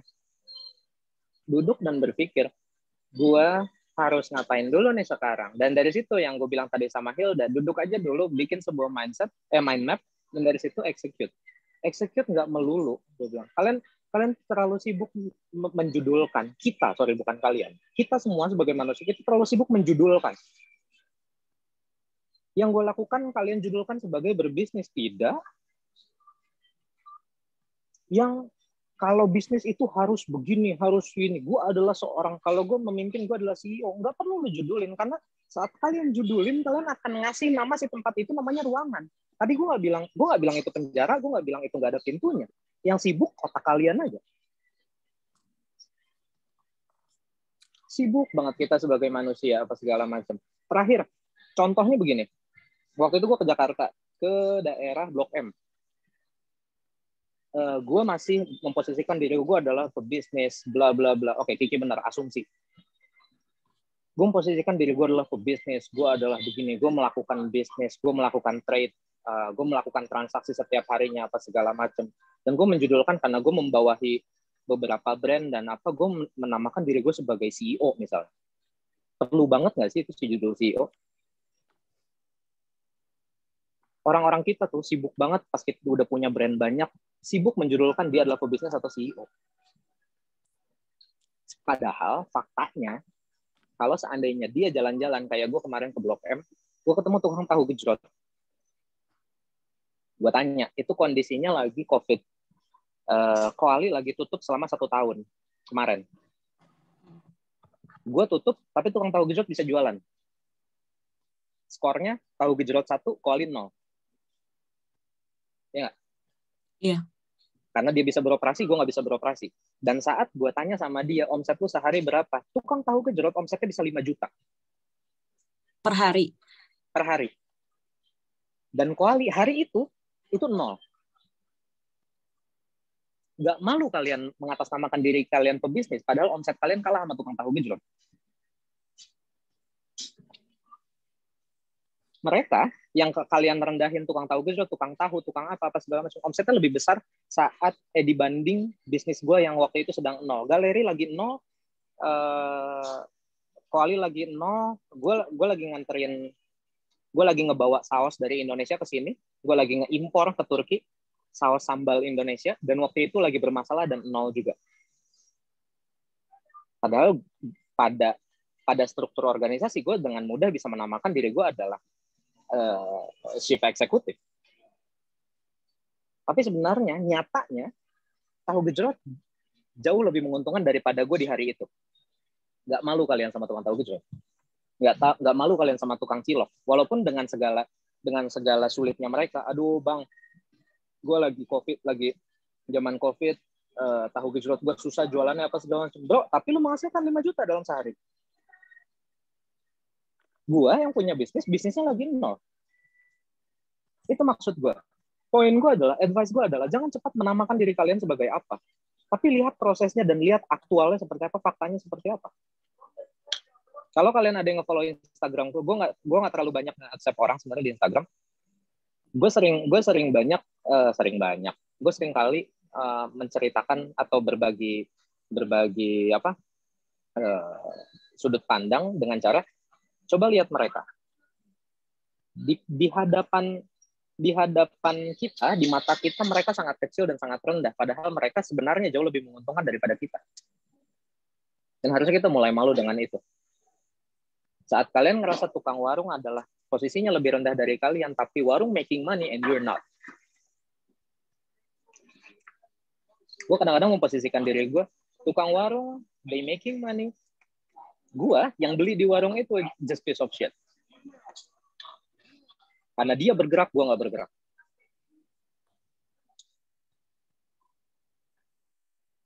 Jadi kalau mau ngomong advice gue itu. Jangan cepat memposisikan dan jangan cepat puas dengan apa yang kita lakukan. Jangan juga selalu membandingkan. Tapi dari situ, dari kasus tahu gejrot itu, kita harusnya mulai berpikir. Kalau nggak ada gunanya, terlalu capek kita memposisikan diri kita sebagai CEO, pebisnis, whatever. Dibanding tahu gejrot, gue pun bukan apa-apa saat itu. Don't set boundaries berarti ya Bang? Yes. Terlalu capek akhirnya. Otak lu capek mikirin gituan. Bener sih. Aku setuju banget sih sama Bang Fadil, karena di real life itu banyak kayak misalnya kita sering banget kayak ketemu Gojek gitu. Terus kita kayak menganggap oh dia cuma tukang ojek. Padahal ketika ngobrol penghasilan bulanan dia di atas UMR kan. Kayak, ya sebenarnya patokan uang juga tidak selalu benar. Tapi menurut gue they making progress and you're not. Ya betul. Itu poinnya berarti. Itu poinnya. Bukan permasalahan seberapa banyak uangnya. Yang makanya gue bilang 1-0 itu. Tukang tahu gejrot skornya 1, gue skornya 0 adalah dia sedang bisa melakukan progres, gue nggak bisa melakukan progres. Tapi kenapa gue harus menjelekkan tukang tahu gejrot? Atau katakanlah tidak menganggap tahu gejrot rendah, tapi lu selalu menganggap diri lu adalah seorang pebisnis. Gue bisnis, gue dagang, gue sukses, gue apa segala, dan memposisikan diri gue sebagai seorang CEO. Capek otak lu ngabisin waktu untuk berpikir kayak begitu. Ada banyak teman-teman kita di sini ya, mohon maaf, yang belum apa-apa sudah menamakan di bio-nya, sesimpel itu deh. Di bio-nya the CEO of bla bla bla, CEO of bla bla bla. We're not talking about the title. Kalau gue yang ngeliat yang kayak gitu. We're not talking about the title. We're talking about how much money you got in your account. Okay? Like how many people working with you? Atau nggak ada sama sekali. Jangan memanggil diri lu CEO kalau haus validasi tepat Alia. Kita manusia terlalu haus, terlalu mengemis masalah validasi. Nyari judul buat diri kita sendiri. Lu mau bilang gue pebisnis? Enggak, gue tukang nasi goreng mungkin. Simpelnya seperti itu. Berprogres, jangan terlalu bangga sama status. Dari situ kalian akan berpikir Bang Fadil bisa ngomong kayak gitu karena lu punya advantage, karena lu punya privilege apa segala macam. Enggak, karena gue tidak memikirkan untuk masalah validasi. Kalian terlalu sibuk sama masalah title di diri kalian. Akhirnya kalian akan ada di ruangan itu. Kalian akan berpikir oh gue CEO gitu. Terus segala macam. Padahal kalau kalian keluar dari ruangan itu, kalian akan berpikir gue emang judul gue CEO, tapi gue nggak menghasilkan much money dibanding orang lain. Keyword thing, make a progress, not a title. Ya, tepat.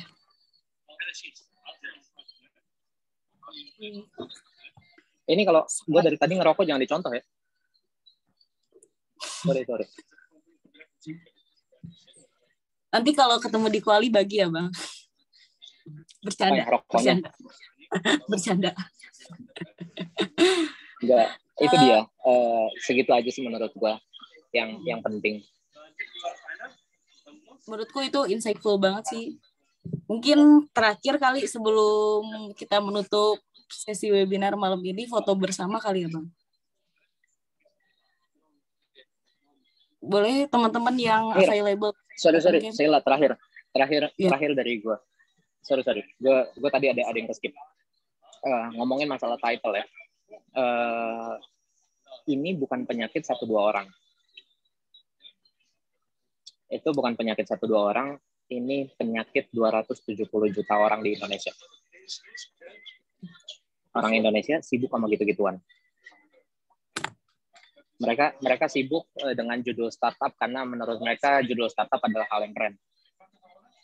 Itu yang membuat kita akhirnya nggak bergerak. Atau sebuah organisasi, ini masukan buat Hilda misalnya, ketua PPI. Jangan sibuk misalnya ber-PPI itu adalah membuat event. Hakikatnya kalian bukan IO. Kalian justru harus menjadi penggerak. Kita terlalu sibuk memposisikan diri kita sebagai sesuatu sampai kita lupa marwahnya organisasi yang kita jalankan itu apa. Kalau memang marwah yang dibawa oleh seorang pemimpin terpilih ini adalah untuk menjadikan diri dia sebagai event organizer, silakan lakukan itu. Tapi tidak nyata sebagai soul utamanya sebuah organisasi mahasiswa.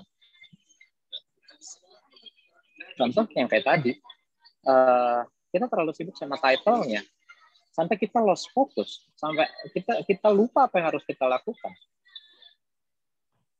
Berkali-kali gue bilang kemarin gue ngobrol-ngobrol sama Kiki berjam-jam, ini bukan kalian tuh bukan IO. Kalau kalian mau bikin sesuatu tentang bisnis atau career coaching misalnya, kalian harus sedikit lebih tahu dari audiens yang kalian bikin. Apa yang terjadi saat membuat acara tidak lebih tahu daripada audiensnya? Kalian hanya akan terlihat bodoh dan hanya akan terlihat sebagai pembuat acara aja. Tapi kalian tahu targetnya kepada siapa, untuk apa acara ini dibikin, nanti outputnya apa, atau kendaraan menuju output, apakah sebuah inkubator, apakah sebuah asosiasi pekerja atau apa asosiasi berkarir, apa segala macam. Akhirnya goalnya jelas. Dari situ apa yang akan kalian lakukan akan jelas. Itu yang kalau tadi kalian nggak nangkep yang sebenarnya ini tadi gue bahas di masalah uang. Kalau memang ke bisnis itu tergantung marwahnya didatengin sama si pemiliknya itu apa. Mau mendatangkan uang, mau ngebikin tim yang banyak, mau ngasih makan orang, menafkahi orang banyak, atau apa? Atau memperkenalkan makanan Indonesia kayak gue, atau apa? Pastikan dulu maunya apa, baru jalanin sampai goalsnya kena. Itu yang terjadi sama kita anak-anak muda Indonesia. Kita lost track, kita lupa apa yang harus kita lakukan. Saat kita dikasih kewajiban, kita malah sibuk memikirkan hal lain.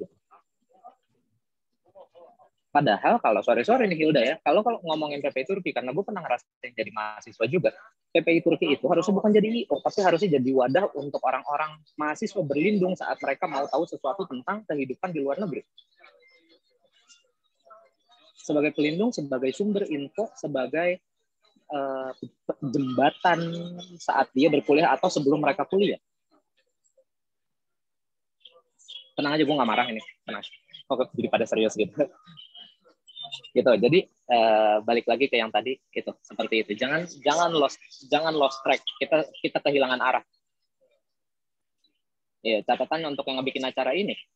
Sebelum kalian ngebahas tentang entrepreneurship, kalian harus tahu dulu apa itu entrepreneur. Makanya gue tanya balik tadi, kenapa kalian pilih gue? Atas dasar apa? Gitu. Itu guys. Gue take note banyak banget ini Bang.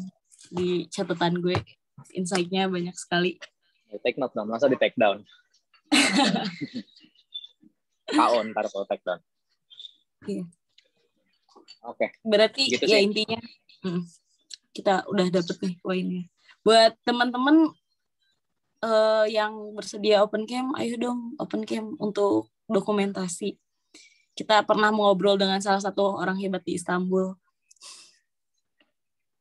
Kalian open cam, gue yang tutup kamera. Jangan dong Bang. Bang, tadi ada yang nanya katanya media sosial yang aktif apa? Siapa tuh? Nggak tahu, tadi tenggelam. Ada yang nanya. Oh, media sosial yang aktif Instagram, tapi Instagram gue tutup. Tidak bisa sembarang orang masuk di situ.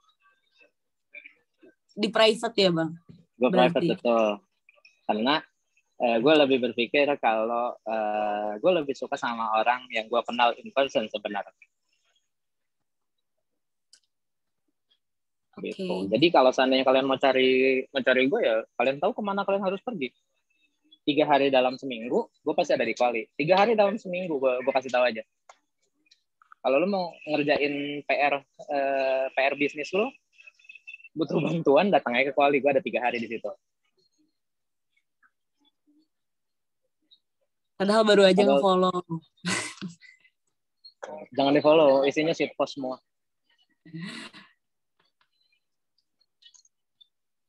Berarti kalau kita ke Kuali, selain mendapatkan makanan enak, sisi lainnya kita bisa dapat advice dari Bang Fadil in person ya. Kalau lagi ngobrol. Dan kalau gue ada. Soalnya gue banyak yang datang ke Kuali, terus gue ngapa-ngapain ya, karena nggak ada yang ngajak gue ngobrol kan. Terus bilang, Bang Fadil sombong. Dia sombong, lu aja nggak ngajak ngobrol. Iya. Gitu. Nanti deh gue kalau ke Kuali bakal Bang Fadil kalau inget. Kalau Bang Fadilnya inget, halo Bang Fadil. Kalau inget, nggak inget lah, sok aja. Nih Kak Hilda izin belum bisa open cam, masih di live. Makasih banyak. Ya. Ayo teman-teman yang lain mungkin ada yang open. juga langsung pada live. Langsung pada live gitu ya orangnya. Ayo, Bang Yogi, siapa ini? Kakak-kakak yang hadir. Udah ya, saya iniin foto kalau ada yang buka lagi. Oke. Oke. 1, 2, 3. Ayo, sekali lagi. 1, 2, 3. Ya.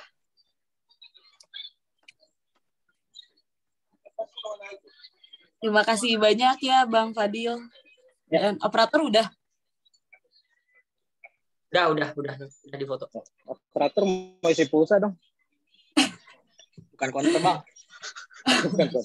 Bukan operator ini ya. Salah. Oke, terima kasih Yasin, banyak udah Bang diem Fadil aja deh, telah Sin. meluangkan Terima waktunya. Terima kasih waktunya semuanya. Terima Semoga kasih banyak Bang Fadil. sama-sama Udah berkembang. meluangkan Kalau waktunya. butuh Amin. kalau butuh Iya, apa-apa, butuh bantuan untuk apa? Untuk ngediskusi how to make something, how to maintain something. Jangan malu untuk bertanya karena semua orang berprogres.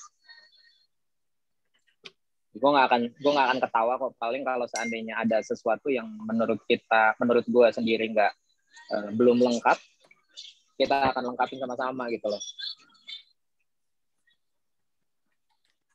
Gitu guys. Oke, Bang. Makasih Bang, daging semua ilmunya katanya. Sambil belajar filsafat. Dan makan daging kayak gue ntar gede perutnya. Masih banyak Bang Fadil, ilmunya daging semua. Sembelit loh. Kebanyakan daging. Ngayur dong dikit.